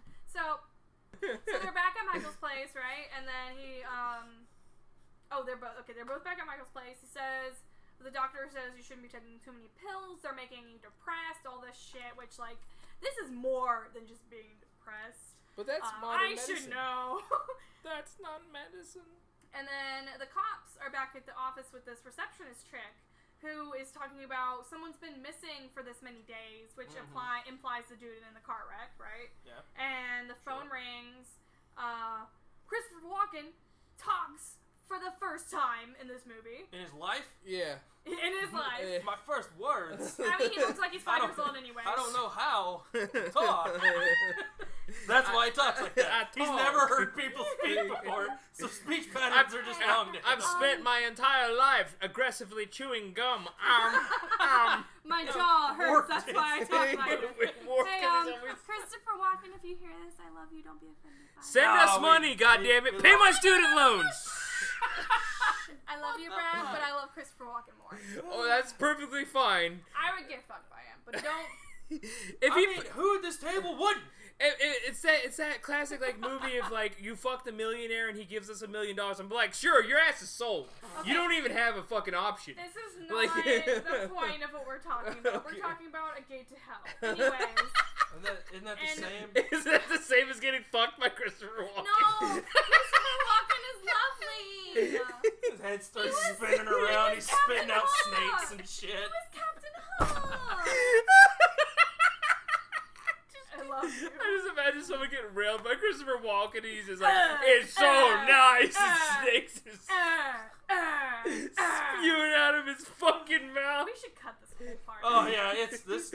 No one will ever hear this shit. It will never. Lies and bullshit. It's in the extended director's cut that we charge people $5 for. Hell, why not? So now they're looking at. Okay, so I'm gonna cut that loud. Yeah. So now they're looking at these pictures, these black and white pictures with the car crushing the body, with these multiple stab wounds, obvious stab wounds, right? Okay. And the cops are presenting it, like it's part of like Allison's case, like it's connected somehow.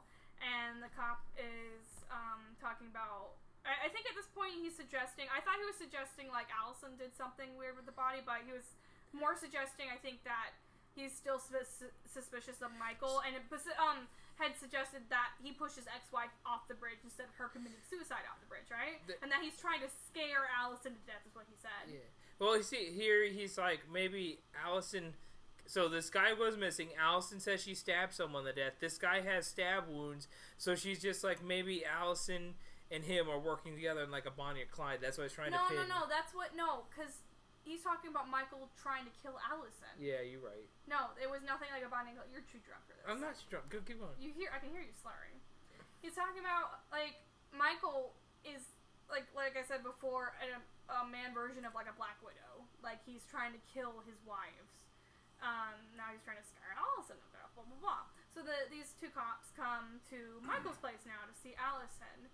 And Michael's like, oh, I warned you off, because he called to complain like a fucking, can I speak to your manager kind of thing. He used his connections to be like, can you tell these PIs to fuck off? Really? No. And then they're like, no, we have permission to talk to you alone now. So Allison leaves the room. She's like, oh, that's fine, I don't give a fuck. And then they're suggesting Michael is the cause of the dead body somehow. By like they're showing him these pictures and they're like, "Have you ever seen this body?" And Michael just stares at them and he's like, "I've never seen these." Yeah, before. no. At this point, this is where Michael fucks up in an actual investigation, because he could have went two ways here. He could have said the truth, but this man said, "I've never seen this man before," and that's when the cop goes, "I've got this fucker," because he sits there and starts chewing on a cigar and because he knows that Michael knew this man. Okay. I guess. Yeah. I don't know. So this is the point where Michael has fucked up legally. Nothing really kind of popped up with this body car crash thing again necessarily. Yeah. I really tuned out. There was not a lot of connections after a while. But I caught this. I was just like, because the PI sits down there and he's like, "I've got him now. I've got him," because he thinks, like, he if just lied down, to me. This Joe Pesci fucker is like, "I've got him every which way," and Michael's just like, "Fuck you." Yeah, Michael's just like, "I'm just trying to not watch. My girlfriend's going insane. This is a problem I literally can't throw money at until it goes away." Yeah, I don't know what. I've never been how taught how to do handle I for the first time in my life, I can't be like, money. I've been slapping the shit out of her with a wad of hundreds. Just nothing's going on. I don't get it. Do I smell payment of student loans? So, please. cut now to the front of this huge church, and Allison's walking by and just like looks at it and then walks in, right? So then you see her kneeling, which I would just want to add, so throughout this whole movie, this is an important bit that we've missed and forgot about for this entire movie that I've just read about. There's a priest, and these orders of priests from the beginning of the movie, they all have this Jesus Christ ring. It's a huge Jesus Christ ring. It's the same priest. It's the same priest. But they keep focusing in on this ring every time they bring in this priest. I guess it just the means start to of the say movie. that because it's him, because you wouldn't recognize him other ways. So whenever they see this priest or see this order of priests, they all have the same big Jesus Christ ring, like big Jesus Christ Super Bowl ring. They all have it. I thought you were gonna say Jesus Christ Superstar, and that would have been correct too. Superstar. No, literally, it's a play called Jesus Christ Superstar, and in the modern rendition, oh damn it, who is this singer? He's a little bit darker skinned. It's the guy who has he's no, too not old Alice to be Cooper. Oh, okay. He played someone else, but he was in it. And I was really he was excited. Satan. No, he wasn't Satan. He was King Herod. Oh yeah. Who was like making fun of Jesus because like you're the king of the Jews, ha ha ha! Yeah. I'm a king though. But I just want to say that for this fact of the movie is that like they make it very notable that they keep zooming in on the Jesus Christ ring. Go ahead. Mostly to just say that it's him and he's there now. But okay, so she goes into the church, right? And she's kneeling next to. I'm gonna explain because I know this shit. I'm pretty sure if I looked at it right, you have like these rows of candles near a wall. And you can light one and say a prayer, and she's on a little kneeler right next to it. It's not technically genuflecting, because genuflecting is just like kneeling down, doing the sign of cross, so standing up, basically. She's kneeling and praying on the little kickstand that you put down to kneel on, which is... It's padded, but it's uncomfortable, and I got my knees stuck in between them one time. I'm just going to say, my newest fear is not alien abduction, it's abduction by the Vatican. I'm gonna be asleep tonight, and the Vatican's gonna roll up and fucking steal me out of bed. You shouldn't be afraid of them. Be afraid of the whole government leadership, everything, and any leader in the world. Okay, keep going. Any rich person who makes over $1 billion. We should all fear the government. Yeah, all the time. Any person who makes like $1 billion at least a year is to be feared, but because we want to kill them. So. Back to the great, Rachel. Thanks for fucking us all. We're all dead now. Oh, I don't give a fuck. Come get me. Fuck me. No, don't fuck me. They will. That was on air. They'll be like, okay, well, you fucked yourself. Now, before we murder you in our clandestine cult. Politicians won't fuck me because they want to fuck people under 18. Damn. Now they are gonna come for us. This is a callback to what's his face who just killed himself and he deserved it. Rachel, just go. I forgot his name. See, now they're definitely gonna come for us. I don't give a fuck. I don't give a fuck. I don't give a fuck. So the film. Okay, I had to figure out where I'm at. So yeah, she walks into the church. She's kneeling and praying, even though she hasn't been in a church in forever. She hasn't been really religious, but she's been wearing her cross after she found it. And then this dude in black with the ring just walks up behind her, and he's like, "You came to be heard."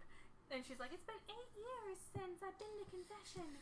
And he's like, So she has talked about like she's rejected, or no, he was saying this to her. She's rejected Christ. She needs to come back and ask if there's anything else. And she just starts crying. She's like, "I've committed adultery and I've tried to take my life twice." She starts talking about all the shit she's done. But okay, who cares about you fucking?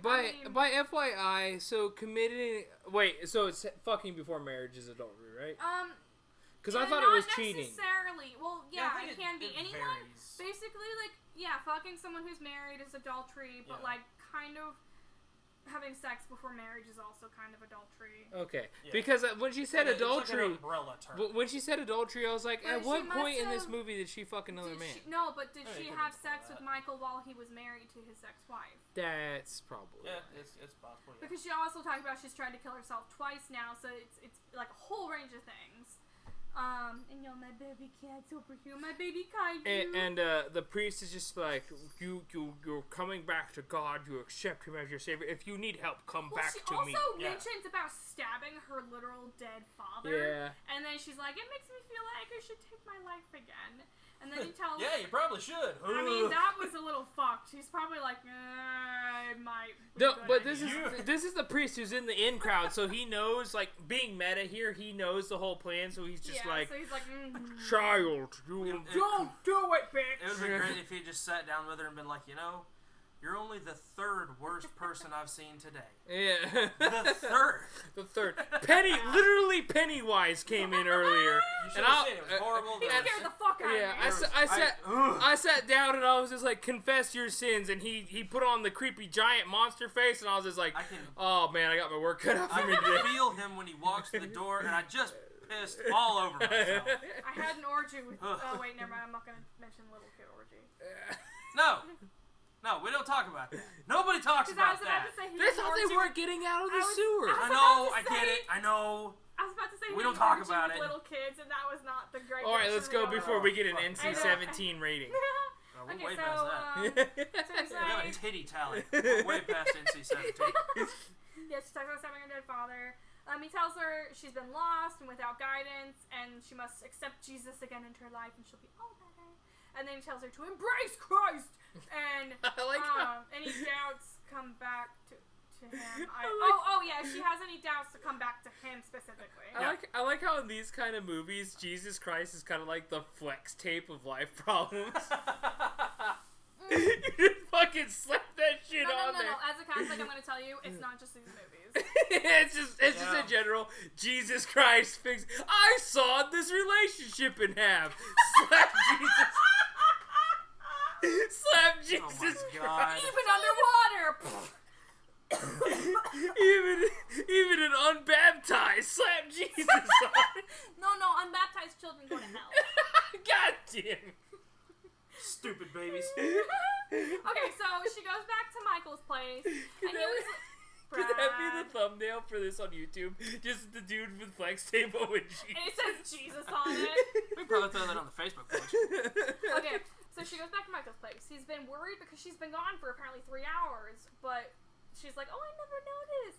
But she does seem better, apparently.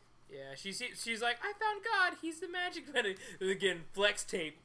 Yeah, it's all good. It's not good, yo. I don't remember who they were talking about, but I think they were talking about the police investigator because Michael says something about 1 ulcer man for a 2 ulcer job, and I don't understand that. I don't know if it's an actual thing or he just made it up. That's not a thing. I don't think that's a thing, but like, I think he's saying that like that dude's not cut out for that job, or he's. No, because he's a pain in the ass, basically. Yeah, they're saying like he's an asshole, but it's a 2 asshole job. Yeah, he's not. Maybe he's not enough of a pain in the ass. I just caught that he was an asshole. I thought it was funny. I just caught that he was an asshole, and I didn't get the rest of it. To be fair, these PIs have like a V for Vendetta moment where they're just like, we're all entrapped by it, but we don't know. I don't know because I haven't seen the movie. I'm so sorry. Kill yourself. All right, Bradley. go ahead. Okay, so Michael's now like serious, and he wants to know what happened about the house and wants to look at it, right? So they're inside, suddenly looking at it, and he's like, "Okay, where exactly did you stab this motherfucker?" And she explains, it's like right here. Oh, by the way, so why she's going through because it was in Burgess's apartment. Yeah, Michael used his connections to get skeleton keys to all the. And by the way, when they walk into each of the rooms, this is a running theme. This is not the time yet. No. They're all different. No, but this isn't the time where he got the key ring. No, but when they're checking, they're like, no, they have to have the key ring to get into the apartments where he stabbed her. She has her own key, and they can just basically walk in because they did already. Well, regardless, all the shit's different. Every time they walk into each of these rooms, the shit is different. It wasn't different yet. Right? Yeah. Okay. Get there. Fuck you, I'm gonna get there. So she tells him about where she stabs the zombie dude. She explains like right here. Basically, it was in like Burgess's apartments. And then Michael's like, "Why didn't the police technicians find any blood?" Like, because I mean, there would have been blood all over the floor, obviously. Okay, and then she says there's something different about the room. This is where you were saying like the room looked different. When the white coat bitch lady, the realtor showed her the room, the carpet was gold, and there were plants and other furniture, and and then she goes to the bookshelf and she's like, all these books are odd, and one of the titles I caught was Techniques of Torture. Yeah. Mm-hmm. And there's other weird shit, and she says specifically all the pages of the book is the same, and Michael and her are fighting, like he's like, no, they're not all the same, they're different. And she's like, yes, they look all the same. They're all in exactly Latin. the same. They're all in Latin. And he's like, okay. He gets serious now. He believes her. He's like, okay, write exactly what you see on the pages. And I started writing the Latin. I couldn't read what she was writing. It was like, tibi sortu cursus tum vigilake. And And he's like, Jesus, you really are saying Well, that. yeah, he sat there. He's just like, okay, he does like a logical thing. He's like, okay, write what you see on this piece of paper. You tell me what it is you think is on this page. And then he sits there and she starts writing it out in Latin. He's like, my is, God, like, you're really... This is word, like 30 this word, years this ahead of word. its time. Yeah. This character's 30 years ahead of its time. And at this point, his mind's like blown. He's like, wow, my girlfriend's fucking batshit Well, insane. Shit. No, he doesn't. He's like actually kind of like, okay, we're gonna figure this shit out, right? To be fair, if it was me, I'd look at you and be like, well, someone's gonna be in a straitjacket tonight, and it ain't me. No, because we watched enough of these damn movies to know. Writes down. He's like, okay, I'm gonna believe you. We're gonna write down what you see. You see this Latin, and then they try to go up to the old priest door, knocks on it. No one's answering, and they have. Oh, you're right. They have like a keychain of. They have a ring of keys. Yeah. I don't remember where he got it from. He used his connections because he's a lawyer guy who's done underhanded shit. He just had it. Yeah. He just suddenly had it. And he's like, let's go. You have to forget that this man is just like a dude who's just like, there's a problem. I know a guy. Let's get rid of the problem. And $100. Yeah. So, yeah, he has these keys, but they changed the locks, apparently. Yeah, they changed the locks. Which now looking back is like, that's really fucking weird. Well, no, he had keys to the old set of apartment rooms, and they changed it. So that means the church is keeping up on their Sentinel locking. But that's obviously suspicious. Yeah. So they're like, oh, we changed it, and they talk about the church owns the building. So Michael's like, okay, I want you to stay in my apartment while I go to get this Latin translated, right? We're so very close to the end of this movie, and it seems like there's so much more to And it go. was like, we're at the halfway point, and I kept pausing, and it's like, crazy. it feels like it's taking forever, but it's still so quick. It moves really fast. It's the pacing in this movie is weird. It's the weirdest. It's like a time tunnel, right? It's like a Donnie Darko time tunnel. Yeah, when just wrong. we got to the last 15 minutes, I was actually getting mad at her because she sorry. said stop, and I was like, I'm not I stopping had to anymore. write it. So they drive away in his fucking lawyer-ass convertible, staring at the priest looking out the window this whole time, right? Who's a So cardboard he keeps cutout?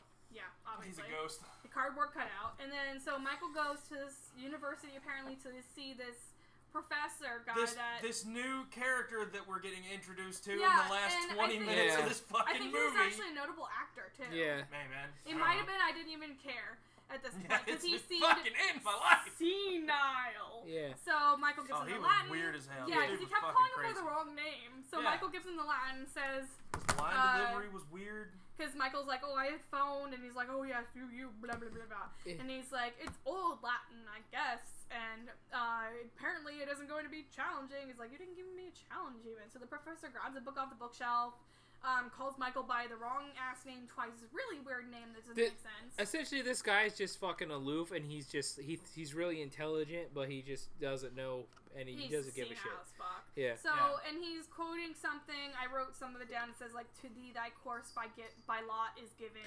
Charges stripped. To this happy place, no evil thing approach or enter it. It's for Paradise Lost." The dude says. Yeah. Michael can get it in English because it's a really easy ass thing. But see, this is the same quote. Paradise Lost, like I said, from It's Dante's Inferno. No, it's from Dante, the author, but it's not. It's a book called Paradise Lost. Yeah, Paradise Lost wasn't part of the Inferno. But it was a different thing. that same quote was used at the beginning of the movie for their prayer that they were saying. Where Was the it where the guy actually? where the guy See, said. this is why you I have to pay remember that. attention. I was saying because at the beginning I'm of like, the movie. This is just mass. I No. don't listen to mass anyway. No, yeah. but he was. But Catholics everywhere. No, they know it's true because mass is an hour long and we don't want to listen to all Boo, of it. Jesus, boo. But like, so that was the prayer that the priests have been saying the whole time. Was it actually? Okay. Yeah. So he was quoting Dante's Paradise Lost, Yeah. which is like not a parody. Someone basically compared it to like a fan fiction of something, like a Bible, basically. Fan fiction of the Bible. Comic. Yeah, kinda. I the guess. the Bible comic.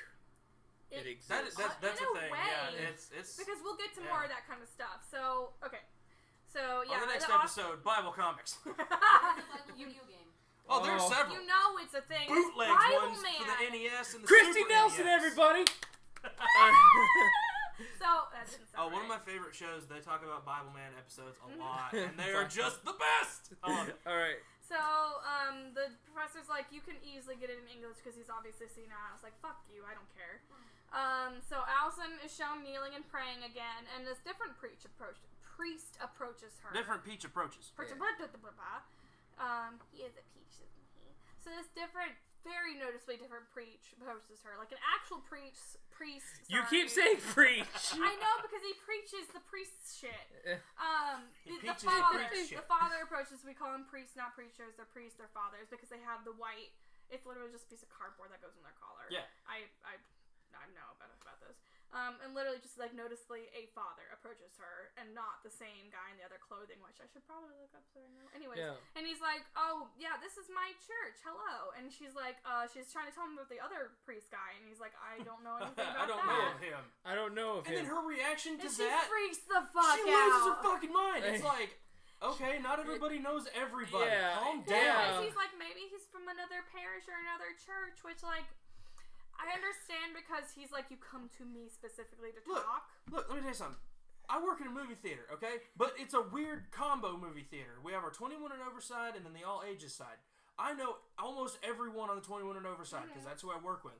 I don't know fucking anybody on the all ages side of that theater. If you were to be like, hey, I'm here looking for, fucking Mick or some shit. Yeah, he works at the theater. I don't know who the fuck that is. Okay, the thing is, that's shit a your lot. pants Oh my god, you Satanist! Yeah, like, I mean, yeah, I am. Right. I know. I mean, that Satanist is, does apply, yeah, but still. Comparably, it is a lot different, though, especially in the 70s. It's New York, but it's a small-looking church, and the church... Small-looking church? This fucking thing was No. Compared to ones I've seen, it's not, honestly, that big. Huge. It's a decent-sized church, but it's not the biggest. There's an altar. I am talking, sir. Comparably, the church, obviously, is a priest's life. They would know if they would see this guy, and he was dressed differently, too. And he's like, maybe he's from another church, but, like, the guy who specifically was like, come talk to me, assuming that, like, he would be in this church to talk to her. So it is a little freaky. I would get a little freaked out. Yeah, I mean, like, I guess you don't know who this is, but this guy, seeing around this time too, he could have been a serial killer. Yeah, but like, I guess being like confused, being like, huh, that's weird. That's okay. No, I would be freaked out. I wouldn't shit my pants and run away like she did. Yeah. Well, she's already freaking out, and around this time, when you think about serial killers are becoming more of a topic that's been talked about. When you have Jeffrey Dahmer and we just had a documentary about it, and I can't remember his name now. Well, they've all gotten resurfaced, and everybody's like, it serial killers was on and shit. Well, I've been listening to a lot of podcasts about it, but it was on Netflix. The Zac Efron. Efron. Ted Bundy. Yes, Ted Bundy was a big thing around then, and like they're starting to discover that people are not good, and this is New York, and now she's already losing her damn mind. Yeah. So yeah, I can see why she'd be freaking out. So, So now Michael's at the Archdiocese of New York, which is just like basically the whole section of Catholicism in a certain area. So we have like the Archdiocese of Cincinnati, right? Okay. So, and then he meets this guy. He meets the same guy who's had the snake ring. The guy, same no, guy it's who talks. Different. It's a different guy. No, it's the same dude. He's a different guy. It's the same dude. No, he's a different It's the same guy. dude. Different it's the guy. same dude. Zach, it's the same dude. I don't remember. No, it's the same dude with the snake ring. No, because different. no, listen to me. Because when we get to the point where he starts talking, where he starts talking to the dude, he's like, I don't know anything, I don't know jack shit, and he pushes him out, and then he sits there and he does the cross. He does the cross thing that y'all do, no, and he holds his ring. Well, you know what? It's up to interpretation now. Because I don't remember, because I really tuned out to most of the Guys, watch the movie. I almost called you Jack. Shut the fuck up. Okay, so Michael wants information on this old priest dude, because they should know about it, because it's the Archdiocese, right? Sure. So the guy goes to look at the files. He recalls this dude because he knows he's a hermit, and looks at the files. And the priest is like, okay, he's led a difficult life. He suffers from this palsy. Which could be anything in the 70s. I don't fucking know. Yeah. He doesn't take kindly to visitors, I guess. And the guy tells like the short history, and Michael wants to see the priest. And Michael asks to look at the file and wants a copy, and he's like, nope, it's church property. No, fuck you. Yeah, he sits there. He's like, church property. Oh. And secrets. Yep. And then he shows the translation of this Latin to the guy, and the priest like frowns, and he's like, nope, it's not familiar. Pushes him out the door. Because it's the snake. No, Rachel. Not. It is the snakery guy. No. We can pull it up again. No. It's the snakery guy because it is, Zach. It is. No, stop. Okay, now it's up to interpretation. I love you. Come here, give me a kiss. We're not gonna fight about it. Come here. Snake ring guy. I don't want to care. It wasn't a snake. It was Jesus on the cross. Okay, well, I was thinking snakes. I was thinking Dark Souls, but it was the Jesus guy. Still technically Catholic, so I'm kind of the silver serpent ring. That's one of my favorite things I've ever said. I'm gonna ignore everyone right now. But it was the Jesus. I had a great time visiting the Satanic Temple in Salem, Massachusetts. Yeah, that's a thing. No, they were We're cool gonna as shit. continue. Well, I mean, all these movies about religious stuff in the 70s, like this, like Exorcist, Rosemary's Baby, was kind of a weird time. We're realizing the church is also kind of like fucky. Yeah. Kind of fucky. Especially the Catholic Church, and I don't know kind of fucky. You mean clandestine? I feel bad saying it as like Catholic, like half Wiccan, half Catholic, but like. There was a weird time, and then they had the satanic panic, and it's just, everything got fucking weird. So, he walks him out the door. He walks him out the door very, like, hurriedly, and he, like, puts us back to the door and puts a sign of the cross. I'm very worried. Yeah. But, it's up to, if you want to watch it, we're not even sure now who it was. No, please don't. Don't stop. I don't want to hear it anymore. Please don't. We're going to put it up. And then I put... Fuck that planty wallpaper. Because wallpaper. Michael goes home, walks into the store, and there's this whiny, weird green wallpaper that I hate. Because wallpaper is shit. Yeah, wallpaper is shit. That's another official stance we're going to take on this show. Is that fucking fascists are weird and wallpaper is shit. But you know Fascist wallpaper is weird shit. I feel like...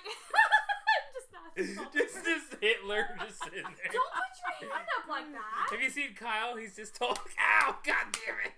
Okay, we're gonna continue on. So, fuck. I hit my own computer. Michael comes home again, right? So, and then Allison is dizzy and nauseous and just feels like complete shit. She looks like shit. And she looks like hammered, damn it. She really just looks That's like what my dad would say. Who is it? My dad, he has a phrase that looks like hammered, damn it. I've never heard that. No, I think my dad's the only person that says it. I do it too because it's funny, but I think he's the only person I know. You look like hammered shit. Hammered, damn it. So he walks in the door. She looks like complete shit, right? Yeah. And then her friend Jennifer is there, but they didn't call a doctor or anything because fuck it. Yes. And she talks about having bad dreams about this priest, right? The old priest dude in the attic. Who hasn't had bad dreams about a priest? I mean, awful. What I said just now. I used to have dreams about hell when I was little. I've been having them again. So yeah, I do too all the time. It's great. But bad times, like bad anxiety dreams. Okay, this is cool. Let's keep going. Yeah. Okay, I can't talk about my feelings, but you talk about your feelings for the priest that you obviously want to suck dick with. What the fuck? I got really what just happened? So, what's going on? Her friend Jennifer is there. Didn't call a doctor. She's having bad dreams about the old priest. Michael says he has to leave again, so he asks Jennifer, Allison's friend, to stay with her. And Michael has the book Paradise Lost. Yes. So he got the book. And then Michael is seen. Okay, this is great. Michael's seen paying this creepy ratty dude an envelope of money. Do you know who this guy is? Do you remember this scene where he's paying the dude money to sneak into the archdiocese? No. You don't remember? It's the grandpa from Family Vacation.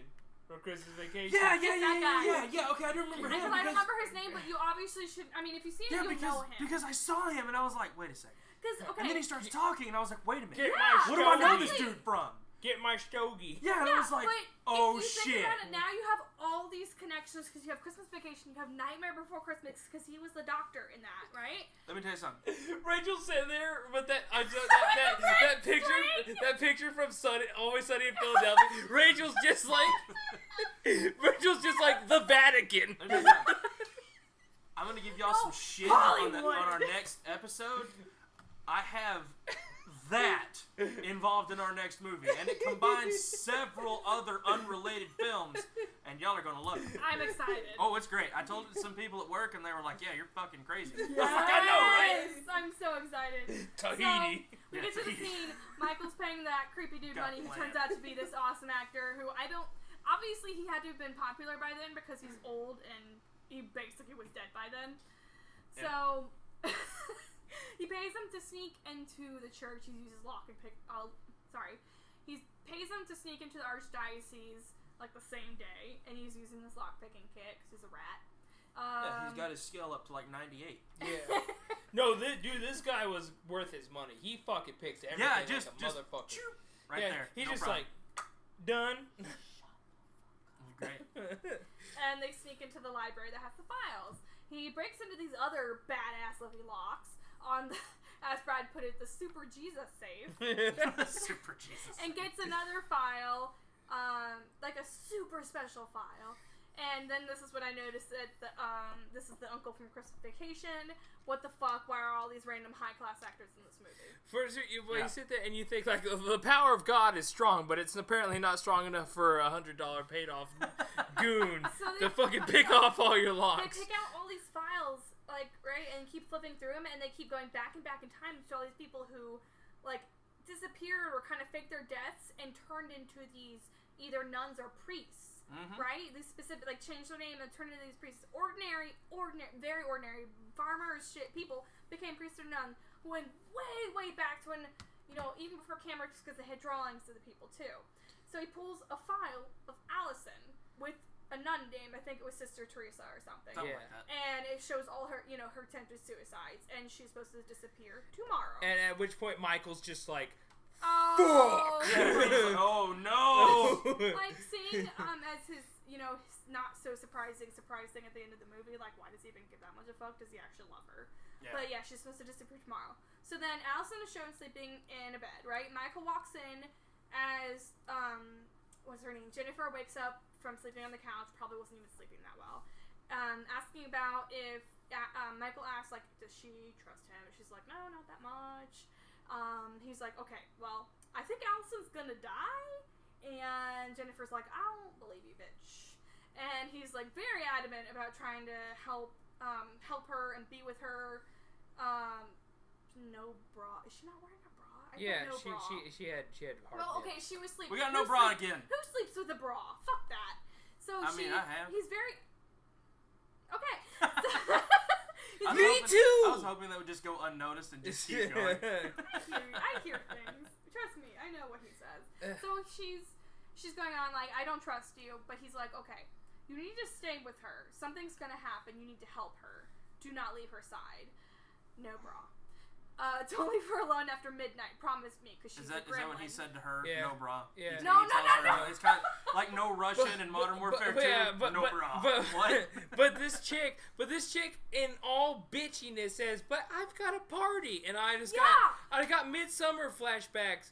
Because this bitch, well, not Midsummer, but what? Hereditary? Hereditary flashback. Oh, yeah. Because this party takes precedence over your best friend's fucking life, you fucking bitch. Yeah. Like. Yeah, he's like, you gotta stay with her, and obviously she doesn't care, like, she doesn't think anything serious is going on. She's like, but there's this party. I would have slapped the shit out of her. I would have been like, human life, your bitch-ass party. Human life, bitch-ass party. He's like, okay, do not leave her alone after midnight, which gremlins. Yeah. And he's like, promise me. And she's like, okay, so Don't you get really away. are frightened, aren't you? Like, she says something about that. Okay, and then next scene, the ring dude, which I just keep calling him the ring dude or the ring priest. Yeah, he didn't really ever have a name. Well, he did, I think, but I just didn't care enough to look it up. So the ring dude is kneeling and praying in front of this cross, big cross, and this cardinal, the cardinals are dressed in red, looks on. They pass each other and literally says, may God be with you on this night. Because they know it's the passing. Yeah, they're all in this organization together. So Allison doesn't want to go to the party, just like Charlie in Hereditary. No. And her head gets cut off. Nope. So then Michael like tries to convince her like really hard to be with people. He's like, okay, make you feel better. Hugs her, says he loves her, but she's confused about what's happening to her. Like, what the fuck? Why do I get these headaches? I don't feel good. So the cops go. Oh yeah. So there you have the cops, right? The Joe Pesci looking dude and Christopher Walken going through these pictures of the supposed neighbors of the apartment.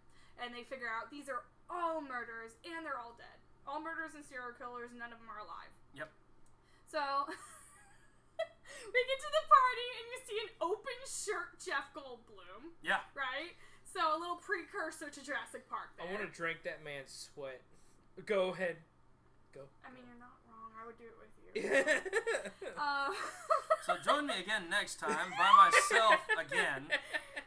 So you got an open shirt Jeff Goldblum. We won't discuss ingesting bodily fluids. You like us, Zach. You love us. You laugh so hard. There are just some things on this show we can't talk about. Standards and practices. Fuck. I'm just saying, if Jeff Goldblum was like, I'm selling my sweat, and if Delphine can sell her bathwater. Do not go to the bathwater thing. Okay, let's go movie. Sweat's a little Let's finish this. I don't know anything Jeff about her. Goldblum's That was sweat. just literally just water. Yeah, no, just by itself. No, but hear me out, Zach. Jeff Goldblum's sweat will literally make you fucking immortal. No, it makes you immortal. He is the fountain of youth. I mean, I guess. Go. Okay, I'm gonna continue. So, they show up to the party. Jeff Goldblum is like open-shirted. Allison and the others arrive, meaning just like Allison and Jennifer and Michael, right? So Michael goes and brings her there. Allison looks like complete dog shit. And then Jeff Goldblum asks, like, what's wrong with her? And like Michael's like, nothing. Is she okay? Yeah, she's fine. Yeah, Are you sure? Why do you care this much? You've been in this movie for like 2 minutes. Yeah, like, how does he... I mean, he's the camera dude. Does he even really care? Because he wants money, basically. No, he gives a shit. Jeff Goldblum is a hero. He always cares. It's not cares. Jeff, it's the character. Okay, but he always cares. It's Jack. So a car pulls up to the apartment complex house, and the driver lets the ring priest dude out, right? Because they all have drivers because they're rich. Yeah. They something. So you go back. That Vatican money though, fat stacks. So we go back to the party. Michael has to leave now. Allison again looks like absolute dog shit, and she's like, "No, don't leave me." And Michael gives Jennifer the doctor's number because that's totally gonna help. And then Allison is just like curled up on a couch with like tears on her face, like, "Oh, baby girl." And nobody gives a shit at the party. They're just sitting there. She looks like shit. They all look on like, well, that's the girl who's drank too much and is crying. Like, why is Jennifer even at this party? First of all, and then so Michael arrives at the house, pulls out a gun out of his glove box, right? Yeah, he had a gun. Tiny. Yeah. I don't know what kind of gun that is with a short nose. A snub nose. Good job, boys. Good job, boys. We play a lot of video games. I know. I realize this. I've handled several firearms in my life. Well, so. he knows more about that. Well, rich people normally have tiny snub nose because they're easily concealed in like jack poppers and stuff. And again to mention, this is the 70s, a time where you could still have as many guns stuffed down in your pants as you want. How else are you supposed to fight Matthew Perry in a casino? Yeah. plus like snub nose pistols, they're not very accurate, but at close range. So you're expecting to have like some close range shit where you don't even you do whatever the fuck you wanted, and you're like, oh, I forgot I had this gun. Yeah. It was in my dick. I'm sorry. It was the 70s. Nobody cared. No. So. Sir, were you driving without a gun? Yes. You gotta come with me, son. So Michael pulls out the gun and he walks out and he's staring at the old priest cutout and then enters the house because we know the priest is there. Stop looking at him. Yeah. He's not gonna leave his spot. He walks in, he has a flashlight, he scares the shit out of himself with the reflection, and then he has the ring of keys, right? The key rings to get into the lesbian's apartment. The apartment now looks like it did when the lesbians were there. Yes. And I just said, I'm not ready for lesbian zombies. And then you shoot back to Allison at the party. She's standing up, but then she screams and falls over. Yeah, she has another headache and passes out. And then Michael, again, there we go. Michael continues to walk around with the flashlight as this ominous music is screeching in my fucking ear. And he's in Burgess's place, and there's nothing there, right? So then, back to the party, Jeff takes Allison to a bed at the party, gives her water, and then the clock shows midnight, which... What does it matter what time it is? And then, bitch gotta die. No, actually, I just wrote clock dings at the house, so it just shows it's the same time, which... Yeah. It shows it's the same time by being congruent scenes together, so it doesn't matter. Michael looks at the panel that, at a previous scene, Allison had walked by and just kind of, like, touched, and it was like, it looks like it's not boarded up, but like a piece of wood kind of got boarded over it, like you would see like a window almost got boarded up at a house in a way, like a wall got blocked off. Yep. And he's like, oh shit. And then next scene, again, keep switching scenes, which is really annoying. Allison gets the fuck out of there. Yeah. They go to look to the bedroom, and she's not there. Yeah. Jeff Goldblum looks over and he's like, I looked away for 2 seconds, and crazy bitch has left the apartment. This is where I have a huge paragraph because it just a lot happened right here. So behind the panel, fucking stash dude starts pulling it down, and there's a quote from, I put Dante's Inferno, but I think it was actually from Paradise Lost. Thank you, Paradise Lost. But it was still Dante. So I wrote down the whole thing because you paused it. I said, through me, you go into the city of grief. Through me, you go into the pain that is eternal. Through me, among people lost, abandon hope. All ye who enter here. If we just summon Satan to our apartment, we're fucked. And, for those uninitiated, that's written on the door to hell. Yeah, I did look this up. Abandon hope, all ye who enter here, literally written on the gateway to hell. Yeah, it's on a plaque and everything. It was professionally done. There's a lot of contractors there, so it wasn't hard to if you ever wake up and you read this on the plaque, you're just like, well, fuck. Ah, shit. You have like Picasso. You say right before horrible demons fuck you in the ass. You have like Picasso and Dali painting. Come fire ants all over your face. So this is literally from Dante, Paradise Lost, written on the gateway to hell. And then in the background, Michael's staring at this, you see a shadow going down the stairs. Yeah, right? You see someone coming down the stairs, you're just like, ah! And then, did Michael turn? Because, suddenly there's the old priest with the fucking wide eyes. Yeah. Or was it the dad? No, it was the priest. The priest looked the same! Yeah, the priest came down the stairs with his blind eyes, and he was talking to Michael. Oh, no, you're right, so Michael just starts yelling at the priest as they, slowly walk up the stairs, and Michael's like, I'm gonna fucking kill you! He's like, why don't you tell me what's going on? Well, he wanted information to get his girlfriend off. That's what he wanted. And so, they're walking up the stairs, and the old priest just looks walking and quoting, Latin prayers. Yeah, he's saying something. Yeah, something in Latin. He was quoting prayers.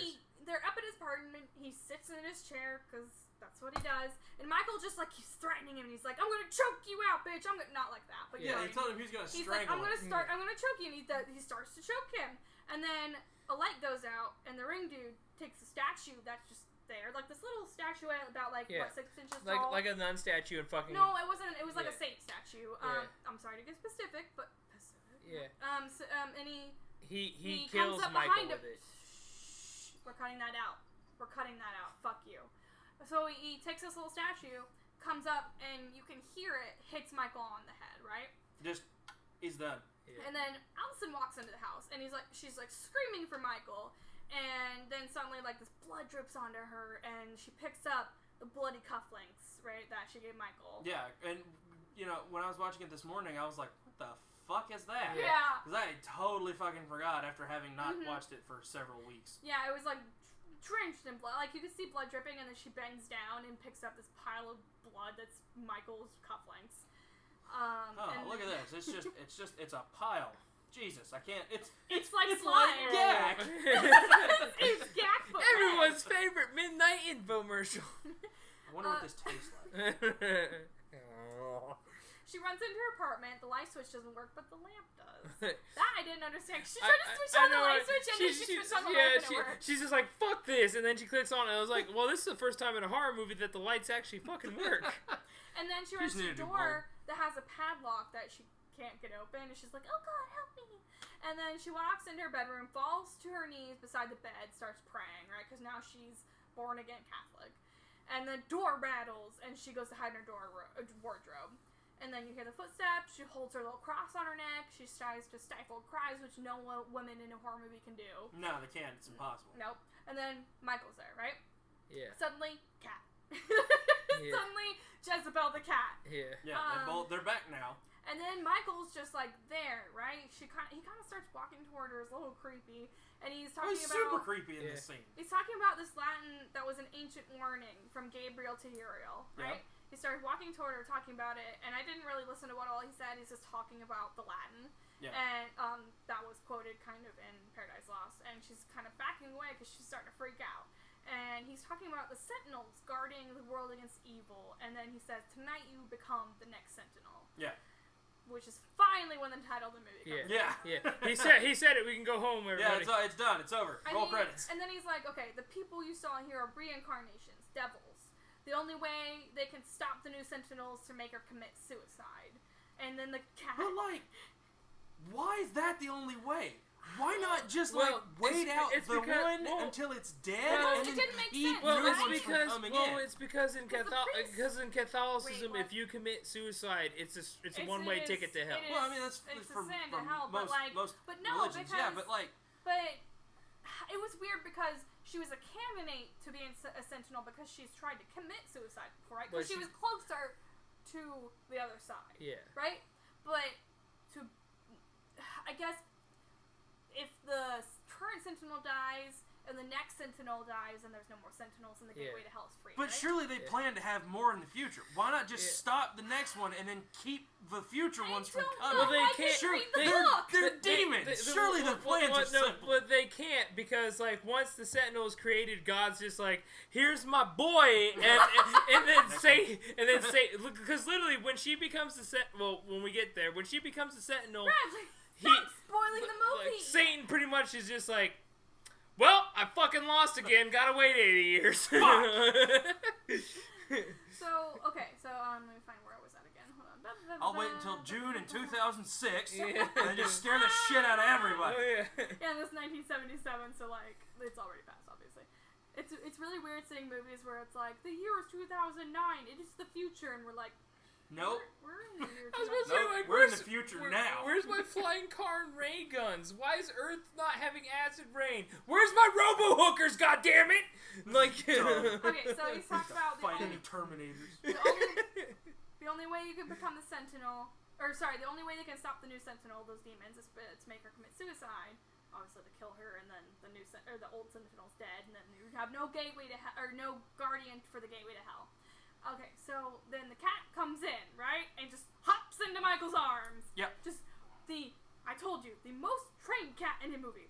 And then, so Michael now is like, okay, I was killed and damned to eternal hell for my sins because he murdered his fucking wife. Yeah, because he killed his wife. He actually did kill his wife. Yeah. Karen, I want your manager, who apparently committed suicide by jumping off a bridge. He actually did kill her, which really isn't that much of a surprise, but it's still like, holy shit.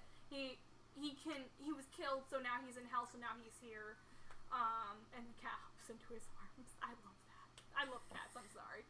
And he murders his wife, and then his face just becomes like, he turns his face and it's like fucking bloody from being hit from the statue. Yeah. And his face just starts cracking, and then she just screams and runs away, right? She runs into Burgess, right? Burgess Meredith, he's back. He walks toward her. He says he's been waiting for her. Talks with this creepy little voice. And then she runs away and runs into this man with this super deformed face, like almost this elephantitis face. Yeah, right? it was something. Yeah. So Burgess tells her to be quiet. I just want to state at this point, the Burgess character is Satan. Well, no, we don't know that though. Well, he tells the rest of the demons to go back into the pit. Did we hear if he was a murderer though? No, but he's... Because she had to have talked about this character before, and I don't remember if they figured out who he had been. But at the end of the movie, he commands the rest of the evil fuckers to he's some sort of demon. Yeah, it doesn't necessarily mean he's Satan, but basically he's almost like a visage of Satan. Yeah. So we'll get to that. Yeah. Be patient, my love. Okay. With your silly hat, your salamander hat. Gotta catch 'em all, Pokemon. That is not. So he's talking all creepy to her, and she's running away, and she runs into this deformed face man, and Burgess is like, be quiet! And he calls in all these other deformed people as he fucking talks bullshit, and he's talking, and I didn't even listen to what he says, because he's talking weird bullshit. And weird, I don't want to say weird, but like, literal deformed people everywhere. It's people... No, stop.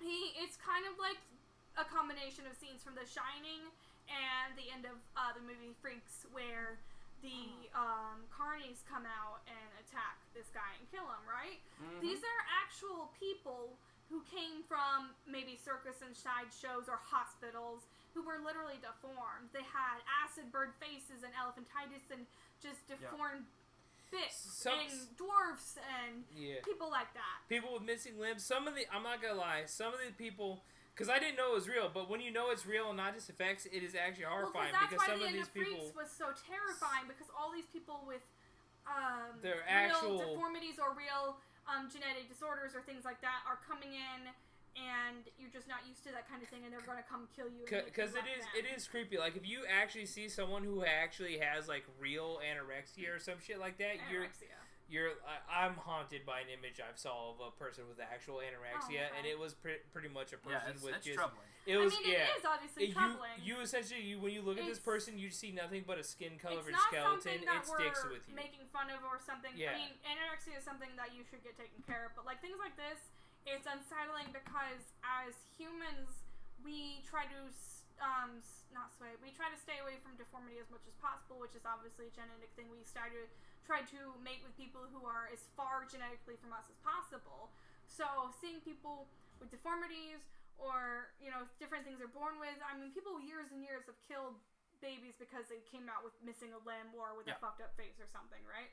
So this is something you see, like, you're seeing this and you're seeing basically demons everywhere, and she's running around, and it's like The Shining where she's running and seeing dead people. Yeah, because the movie is presenting them as monsters and stuff. Yeah, well, literal demons is what they're basically are. They're like all devils and damned souls. Yeah, and that was something that I had read. There was a lot of public outrage over this particular sequence of the film when I was doing research for it initially. But I think it's legit because it's an interesting idea, like Freaks, where even if it's an old-timey movie where they can use people like that, but if they weren't paid correctly or treated right, like the dwarves in Wizard of Oz, right? Where they were treated horribly, it's not a good thing. But it goes with, like, practical effects are one thing, but if you get, like, an actual person, like, this is the realest you can get. Thing, you can get real you're deformities. You're not just, like, trying to slap on something and say, oh, this is definitely what a person with a deformity looks like. You're getting someone with a deformity and saying, this is you, you're going to help us with this to make it even, like more real. Like we know that people just don't like looking at you because you yourself, like, the very condition that you have is off-putting. So, like, you're gross. You're going in the movie. Yeah, well, like, I mean, hey, I'm not just saying. Cool. I'm not just saying, but, like, it's very. But when you put them in this kind of light, when you put them as demons, or you put, like, they're actually evil. I mean, okay, so it's something now we strive for acceptance of everyone, right? And you want to see every type of person in a movie. You want to see gay people and trans and people in wheelchairs. It's something back then you wouldn't have seen. I mean, yes, it's something showing that they were fearful and disgusting, but it's something they were used to show something terrifying and cool in a movie. Because they actually have, like, amputees and stuff. Because there's one point where she's running. That's the word I was looking for. Where she's running up the stairs, and this chick who has, like, it's like a quad amputee, and she's, like, missing her legs and her arm, she's fucking crawling, and this lady is losing her fucking mind. It's like Toy Story and Freaks combined. Yeah. So, like, they're trying to get her to commit suicide, and the whole time the old Borges character. So you have all these people coming out of every corner of the house. Obviously, the gateway to hell is opening, and you have Burgess saying, "Go get them, my dearies," like the Wicked Witch of the West, right? Yeah. And Michael is there as well. Actually, no, sorry. This is the part where she's running around, and I think it was Michael who was laying there dead, or either the two lesbians or the two sex workers. Yeah, I think it was the lesbian. Yeah, was it lesbian? I think it was. I thought so because I wrote it down. No, I wrote down the lesbians. Yeah, it was the two. They were fucking eating his face. And they were naked. They were naked and eating him like zombies. They were naked and eating him and white and horrible. Yeah, they were ghoulish like the zombie dad was. Yeah. Yeah, and she runs into the zombie dad too. And she's freaking out, and it's like the end of Freaks everywhere. And the Burgess guy tells everyone to rise from the gates of hell, right? And her zombie dad is there too. And the freaking one of the ladies, I think, from the party blows a noisemaker randomly somewhere in the hallway because she's in hell too. And her zombie dad grabs her hair, and she's running away. And the two sex workers are there with a rat. Yeah. Yeah, there's like a rat just crawling around. You're like, ooh, spooky rat. We own two rats, right? Yeah. I don't care. We shouldn't yell that in my apartment. I'm sorry. Well, no, it's cute. But, like, rats, like, so when you own these rat pets and shit, like, they're fine. They're cute little animals. So they just pee on stuff. Yeah, they have no. They're pee monsters. They have no conscious control of their bladder, so they're just like, I gotta go. Like, oh no. Which honestly, that rat looked like our last one. It was like one of those like white ones with the brown anyway, hood. like this girl's fucking crazy, and they chase her all the way to the roof. And you see the sex worker sitting there laughing at her with a random rat on her lap because she's supposed to be scared because it's the 70s. Right. And she runs finally into the priest apartment, the attic area, right? As the people are still chasing, like not even chasing, like shambling towards her. And they're like, "You are the chosen of the Lord God. You are she who is to guard and protect the entrance to this church. And she must kill herself and be one with them. A queen in our kingdom." And Burgess is giving her this big knife. So, sorry, hiccups. He's giving her this big knife so she can kill herself, right? And he says this line that I still don't understand. "Friendships can blossom into bliss," he says. Well, he's trying to say that, like, if you kill yourself and come into my kingdom, you're gonna be a queen. Like, happy, you're gonna like, because pretty much you're the linchpin here. If you kill yourself now, we're gonna put you like on the top of the pedestal because now hell wins. And then now she can be with Michael again, and you're gonna make you feel good again and feel well again. And she's sitting there about to fucking slash her wrist, right? When someone yells stop, and the ring guy, which you think is evil all along, right? Which still isn't the best guy. And then there's the old priest next to him, and he's there to help her. And they're walking through this crowd of demons with this big golden cross out. And they're undefeatable. God's just like, yep. They go to grab it. They're all, and Burgess is like, "Resist my fiends!" And they're all like grabbing at the cross because they're all demons and they can't beat saved, God. Right? Yeah, this movie has gone batshit. Yeah. This is the fucking craziest part. This is the part they've been wanting to do the whole movie, and they've just been like bullshitting it until then, right? Mm-hmm. So, they're walking through the crowd, they're grabbing the cross, they're being told to resist and to stop them, but they're still walking through this blind priest with the ring priest. All these deformed people, and then there's people with corpse paint on, and then zombie people. There was. Really though, corpse paint and zombie people. Yeah, they're like grabbing at the cross and they're like, "No!" And then they're all told to stop, and they still walk, but then the ring priest lifts her to the cross, like lifts Allison up to this cross to grab it, and the people back off suddenly, and they're all fucking walking down the stairs back away, and they're cowering. Yeah, it's at that point where she becomes a Sentinel, and then the Burjoyce character is just like... Nope, not yet. Yeah. So, and then I think it was the ring dude or one of the people just throws the knife at Michael's neck, and he just... Yeah, but like, he's dead at this point. No, it was the Burjoyce character, because when she grabs the cross, and he's just like, "Fuck, we didn't stop the new Sentinel. It happened. God won this time." The Satan character, Burjoyce, he just turns around. Yeah, he just grabs the knife and he fucking throws it in the goddamn Michael's neck like, "Fuck you, you failed me, you bitch." But it's like he's dead. Yeah. What was the point of that? He kills him again. Well, he's pretty much Satan. He's just like, "Well, you fucked me." Yeah, well, it wasn't specifically said if he was actually like Satan or devil or just an evil dude who's controlling them. I would have liked to know more. Maybe I'll read the book, hopefully. But at that point, Michael, the knife gets thrown in his neck, and then just people are like, some of the demons are just bleeding and like they start just like their scalp and forehead just starts splitting open and shit, and they're all weird. And then I know like, is this dude Satan? What the fuck? And then he's like, "Down, all of you!" And I like the immediate switch. He's just like, "Fuck, I lost," and then he just turns around. It's like, "You fucking idiots! You fucked it up again. Now we gotta wait till next Christmas." You guys suck. So like, you see, Allison had grabbed the cross. The demons had backed away. The next scene, you see this wrecking ball tearing down the Ivy house, a pretty, haunted house. It's just knocking shit down. And the big apartment realtor lady is showing a brand new couple an apartment with a sign that says "Now renting." It's the same apartment, just rebuilt to look new and modern. Don't talk, Brad. And it looks like the same place, just no Ivy, but it's in the same place. And they ask about the neighbors. She says, "Okay, there's this one guy who plays violin. He plays for the symphony. There's this other person who's a recluse. She's a nun." Mm-hmm. And then it just shows Allison kind of shooting there in front of the window, like pale and blind, and as a nun holding a cross and just looking out the window. And that's basically the movie. And that's it. Yeah, that's it. Credits start rolling, and that's it. She has assumed her role as the new guardian. So the movie leaves off with her they're training one of the new Sentinels to take over because she's about to die. Obviously now she's become a Sentinel instead of... So it's either kill herself and become part of hell, or become a Sentinel forever. Well, like, I don't, not forever, but till she dies. Well, yeah, I was about to say. Who the hell wants to sit in a chair and do nothing for 82 years? So God comes up to you and he's like, I got a guaranteed ticket to the state upstairs. You want to know how you want to do it? Yeah, this was the thing though. That's boring as hell. Bye-bye! It's boring as hell, but the rest of eternity, you made it. Just like, because she's bye-bye! Because she's attempted suicide a couple of times, and she's apparently committed adultery. She has a sin, and she's more likely to go to hell, but this is her literal ticket to heaven. You're gonna go to heaven if you become the Sentinel, otherwise you're basically doomed to hell. Yeah, I'd have just been like, man, that was the only reason, she would become the Sentinel, because, we're gonna let you do this. Yeah. Hey, by the way, the Sentinel position is not a really bad job.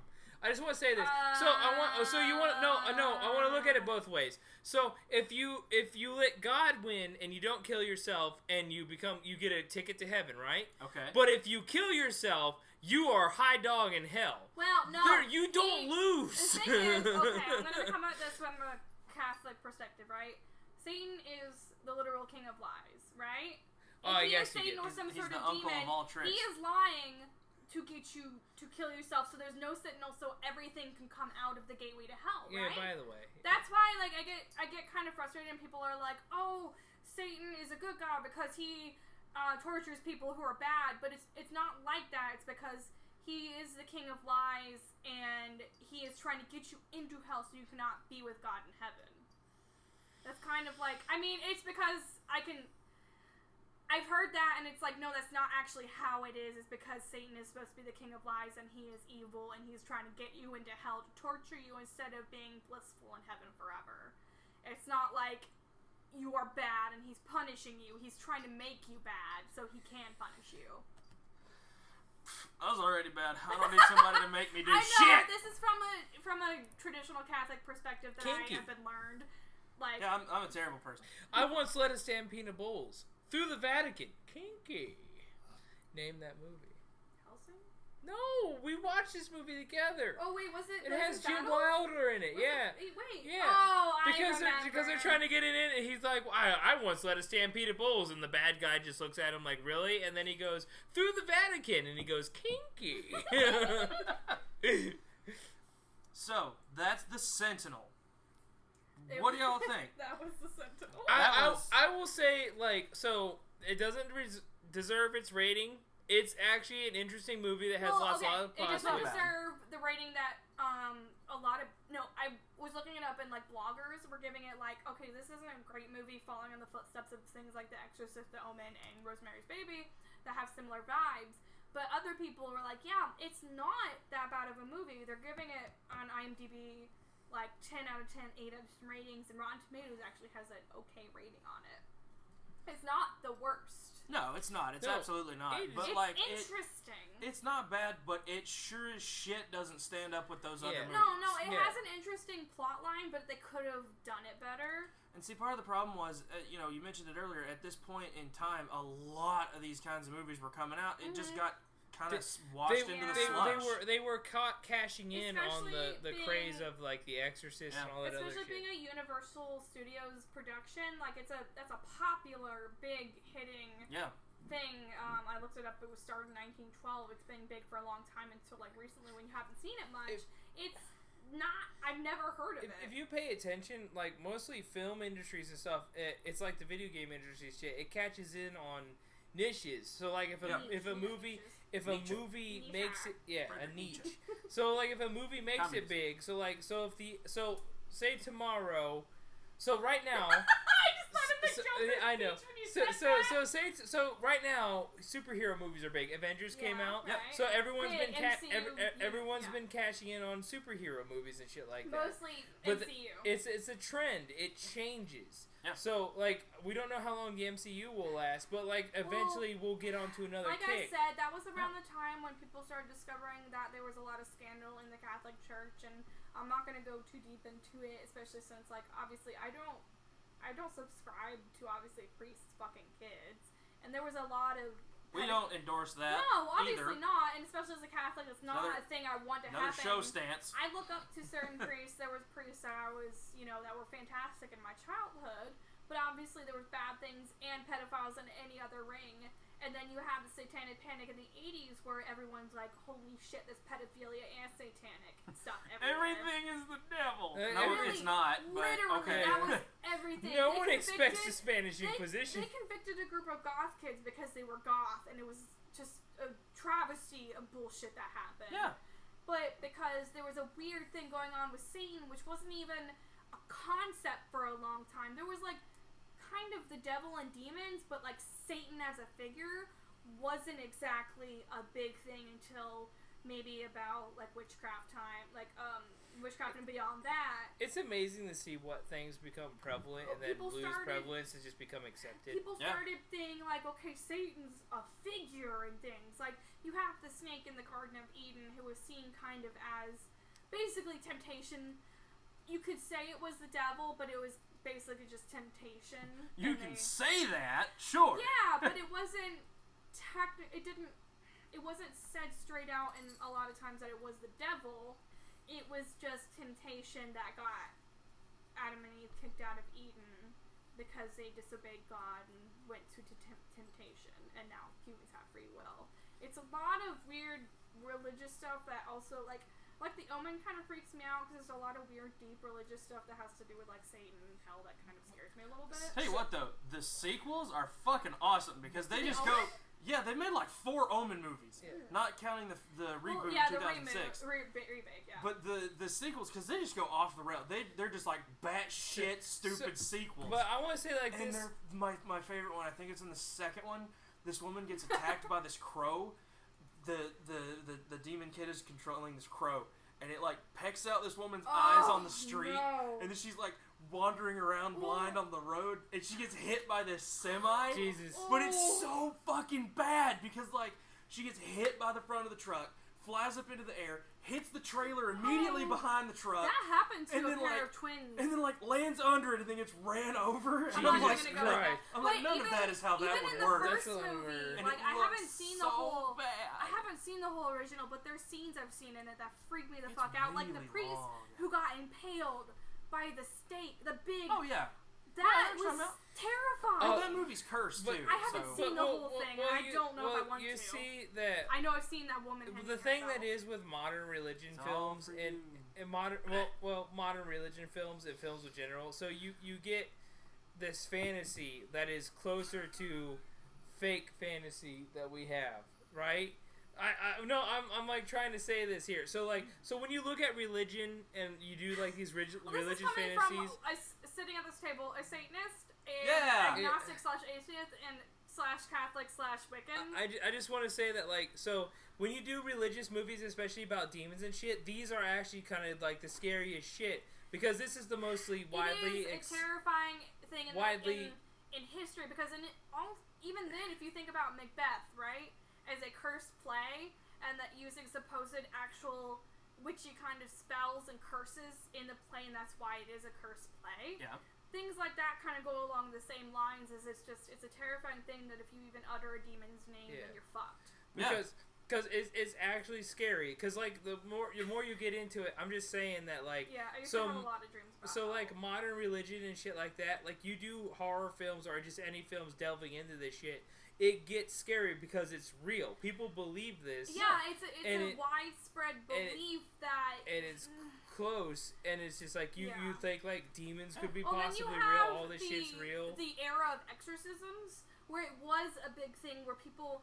Okay, where you could still perform exorcisms, and it's strictly basically from the Catholic Church, but there was a time period before... A lot of bureaucratic horseshit. Yeah. Well...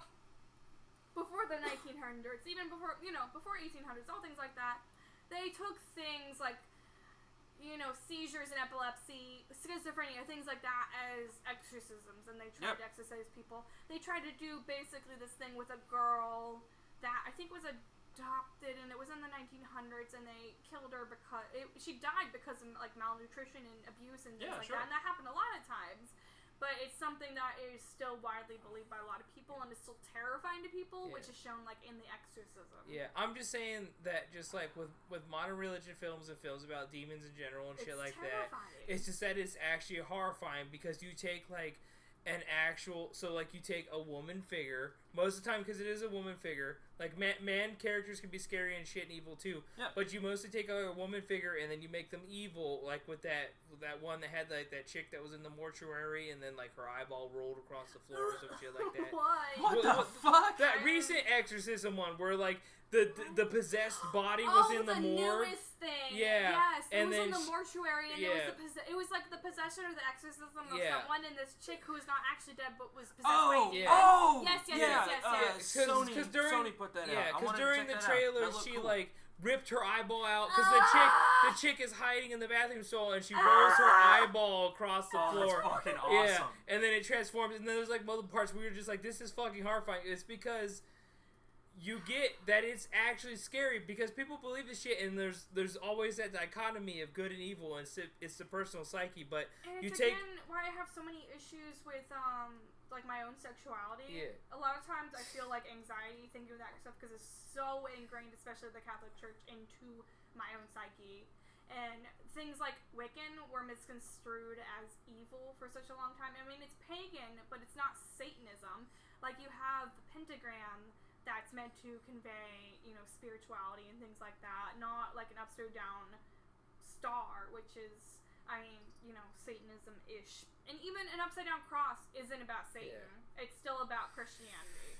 I'm just trying to get across that, like, when you do this kind of stuff and you explore into this kind of way, especially the 70s, it's a terrifying concept. For horror, like Amityville Horror too. Yeah, for horror and shit in general, like thing. you get reach to this shit and you get close to the scary shit. I'm just saying, like, so you take like women who aren't supposed to be like horrifying figures and shit, and then you project this kind of like evil and shit, especially when they're like crawling on walls and ceilings. You're thinking about Hereditary and like no, just any form in general where like bending and shit. Oh no, I thought like the Exorcism when she crawls down the stairs backwards, like spider walking. Yeah, because like the human form. You're not supposed to bend that way. You're not supposed to move that way. And obviously, when she twists her head, that's a hokey thing now. But like, think about that back then, and people were running out puking in the movie theater, walking back down the backwards down the stairs. I've seen videos and funny gifs online of people who can walk backwards, like spider walk backwards, and people are fucking terrified. It's just I just want to say, like, in closing, because we gotta wrap this up, is just that when you take figures like that and just like all the horror and all the unknown, because that's what people are afraid of, is the unknown. But you take a woman figure, which is supposed to be caring and nurturing, like the embodiment of comfort, and then you make it uncomfortable. That's when people get scared. That's when it's interesting. Because 90% of the times when you do these exorcism films, you take a woman, which is not imposing. Usually a woman in exorcism it's not imposing. It's not scaring. Like, these are the vessels that progenitor our species and make us like reproduce, and it's nice. And you're supposed to be comforting, motherly, like loving, and all this other shit. But then you make them scary as fuck, and that's what fucks with people. Brad, I'm a little drunk. Okay, I'm a little drunk too, but that's what I just wanted to say. So yeah, I mean, even now in 2019, demons and things like that are still scary. When we're still trying to understand, and I'm listening to these podcasts and realizing like it's a thing invented by terrified people to terrify other people. Yeah. And it is scary still, and especially in the 70s when you have people like in Freaks who are deformed and who come from that and who are just like, well, these are my demons, and this is what. And I was actually going to mention, I almost forgot that. Oh, you're using the Vault shot glass. That the director / author, I can't remember who exactly, but they did get that scene from paintings like. Hieronymus Bosch's here, let me look it up real quick to get the exact. What that is. Hold on. Last thing, let's wrap this up. Well, I have the thing. So while you're looking for that, as far as the film goes, is this something y'all would suggest to other people? Yes. Yeah, honestly, it wasn't that bad. It was fun. When I picked the movie, I really didn't look that much at the plot. I just saw, like, Catholic priests in a building and a gateway to hell. I'm like, this will be fun, and it's supposed to be a messed up movie. It wasn't as psychologically damaging as I wanted it to be. But well, we need to watch Rosemary's Baby immediately after. Well, but in let me the tell you something. That'll 70s, fuck you up. hey, it probably would. I love Rosemary's I just Baby. want to say that we each have our own flavor that we bring to this show. So we have Rachel, who's like the spiritual ghosty goose, scary shit, Wiccan shit, witch shit. So then we have me, who's like the generic, like, I'm gonna do monster movies because I'm the monster tentacle hentai guy. And then we have Zach, who's just like, this shit's so bad it's good. Yeah. So that's all. That's all of the flavors of the rainbow. Yeah. So, I think I'm comfortable of being like, yeah, we can put our seal on this. This is something we the show suggests to other people to check out. I said earlier, don't watch this movie. No, this movie's fine. I'm just giving the movie shit. Yeah. Like he does everything I like. Yeah, I do. Well, I do that to everything. Yeah, and everyone. It's worth watching. Yeah. Don't. Because like so many other people pointed out, and we brought up a bunch of times, it doesn't stand up to its parallels. Shit like Rosemary's Baby and Omen and all that good stuff. It doesn't stand up quite as tall as they do, but it's still worth checking out. Don't compare it to that. Like, if you go into it blind, you don't compare it to other movies. It is a good movie in its own right because it has plot twists and turns, revelations, and then you're sitting there like literally if you go into it blind, like, so say you haven't watched this but you go into it blind, there's some moments where you're sitting there like, oh fuck, like which I guess if you listen to this episode, we've kind of ruined the entire movie for you that way, I guess, because like we've told you literally everything that happens in this movie. But you'll remember it, so like you can go through like I assume that after you listen to us, you'll laugh at shit, but then you'll be like, oh, the Sentinel, and you'll rent it on Xbox or something, you'll watch it. It's all right movie. Yeah, it's all right. Okay, so I'm going to mention the ending of the movie, besides being inspired by the ending of the movie Freaks with all the carnies coming and killing this guy, it is also inspired by the paintings of hell and the levels of hell by people like Hieronymus Bosch, who for some reason can't seem to find his popular painting, but it's a huge painting showing those paintings tortures and deformities and things of hell and things like Dante's Inferno. You and should see Paradise Salvador Lost. Dali draw hell. No, his shit's scary. Okay, not like that. I'm seriously saying Hieronymus Bosch. If you've never seen any of his paintings, it's disturbing, obviously, to say the least. It's literal tortures of hell and deformities and things, and like I said, Paradise Lost and Dante's Inferno. It's literally inspired by those kind of paintings, which, like I said, is interesting to see them use actual, to quote, freaks like they would in the movie Freaks, or people with deformities or people with congenital diseases. I really enjoy seeing that kind of thing, honestly. Well, we're on the subject of hell real fast. The Garden of Earthly Delights is one of them. But I don't think that's a different one. The History Channel one time had this, like, I think it might have been back in 2012 when they were doing all their apocalypse stuff. They had this, like, 4-day long marathon about the various levels of hell in the Inferno. Yeah, they've had a lot of, like, History Channel, Discovery Channel about heaven and hell stuff. My favorite thing about it, because I was watching all of it, I'd also just finished playing through Dante's Inferno at the time. They used a ton of footage from that game in its visuals for hell, and I'm like, can you do that? I'm not shitting you in the least. It's a ginormous painting of hell and its tortures, and I saw somewhere kind of like a gif of like the moving pieces of the painting, and it's. We suggest the Sentinel. Sure. We approve of the Sentinel. Yeah, the Sentinel is worth watching. Everybody should check that out. Not really, honestly, what I was expecting, but the ending, a lot of it made up for it, especially Burgess. Yeah. Oh, he was great to watch. I love him so much. He was a delight. I love him. That was like the most 180 I've ever seen in a character. You go from like, I adore this character, to like, fuck, he's Satan. Yeah. Alright, so, next episode, which, who the hell knows when that's going to be. That's just like next Christmas, because we've got a ton coming up here that we've got going on, but we'll get that out as soon as we can, and it is my pick next time. So, I mentioned it earlier, I have a huge web of insanity connected into this movie. I was going to go with a different movie, but I'm going to go with this movie since I thought about it. we're going to watch, because it should still be on Netflix as far as I'm aware. If not, I do have the movie. I have most things. One of my favorite fucking movies ever, Kevin Smith's Tusk. Oh no, Zach! Zach, no, I don't want to watch it. I'd rather die. It's gonna happen. Zach, See, no. we were gonna go with Yoga Hosers. His movie Yoga Hosers. I was like, all right, this movie's funny. It's stupid. We can laugh at it. No.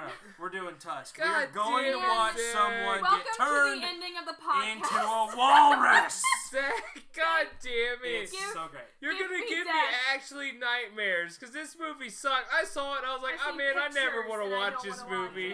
You're gonna make me and her sit down and fucking watch this movie. I don't like body horror like that. Oh man.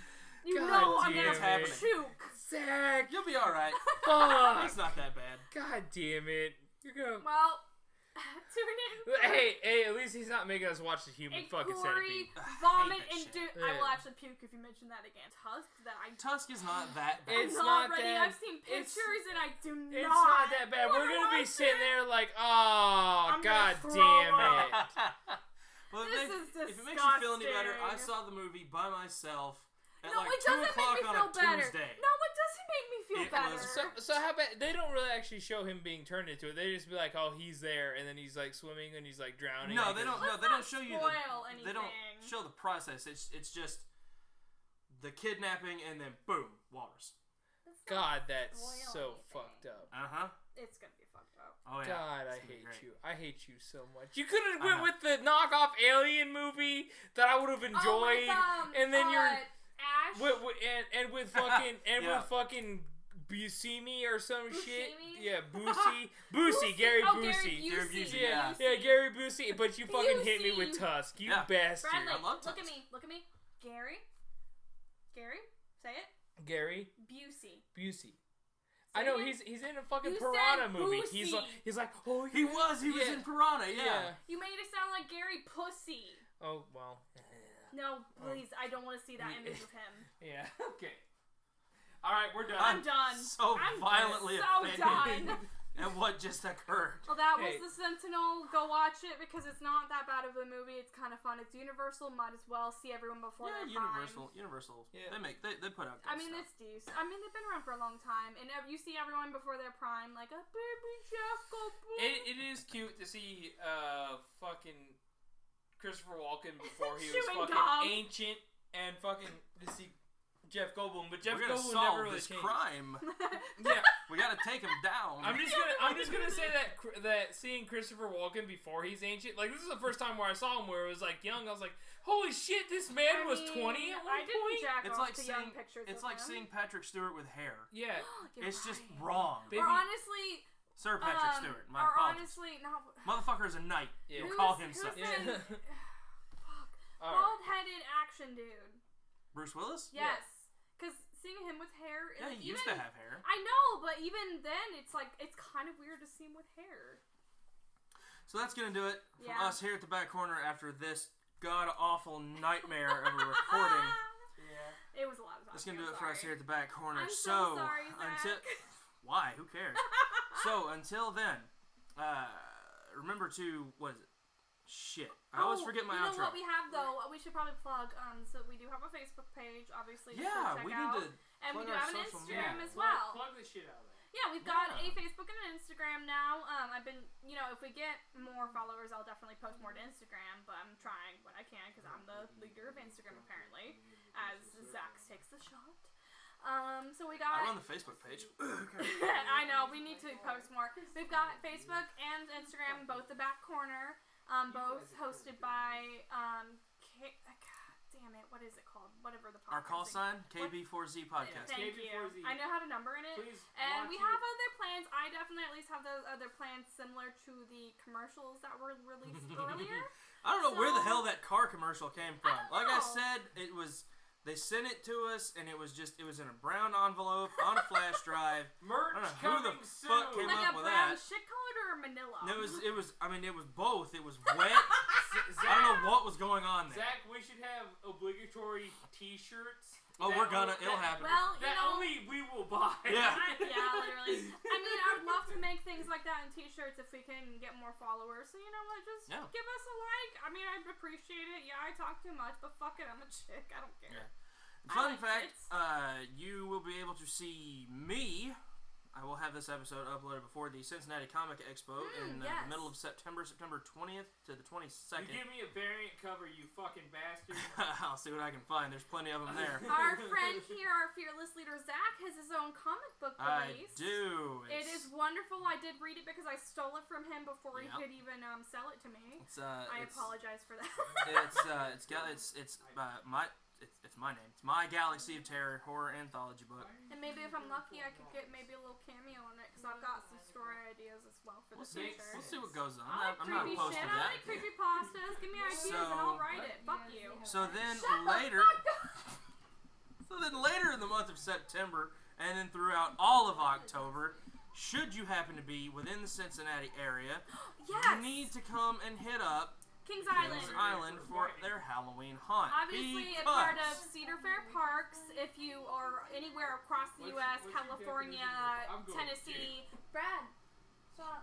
Tennessee, Florida, anywhere like that is part of Cedar Fair Parks now. But Kings Island, very dear to our hearts because we live in Cincinnati. Yeah, we live here, so they're Is important. there a Cedar Fair Park near to your hometown? No. Nowhere near Georgia. No, the closest park that we have home. There's a Six Flags in Atlanta. Then there's bitch ass Dollywood. And then we have a local shit park that I will shit on publicly. Fuck this park called Lake Winnepesaukah. They suck dog shit. Not Okay. even worth mentioning. No. Let me tell you something. Their Halloween event is called Lake Winnepesaukah, and that makes me want to fucking kill myself. It is tremendously awful. I hate it so much. Kings Island last year was voted first in the U.S., at least out of Cedar Fair Parks. I'm not sure out of all parks. It was a Out of all poll haunts? from USA Today across the country.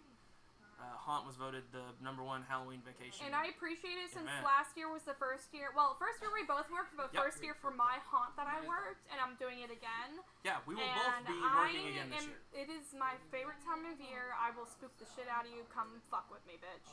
Yeah, one of us will be wandering around surrounded by pumpkins. Pumpkin! And Because the I'm other... the pumpkin queen! Sure. The other one of us will be walking through a living Rob Zombie Texas Chainsaw Nightmare movie. It actually scared me. I've never gone through that except when I had to work it. It's glorious, and I love it so much. This other punk ass bitch just stays at home and does nothing. Sad. Yeah. So, that's what we got coming on. I'm excited. Up next here. So until then, remember to board up your homes, load up your sawed off, and stand your ground, because one day that horde's coming for all of us. Good night.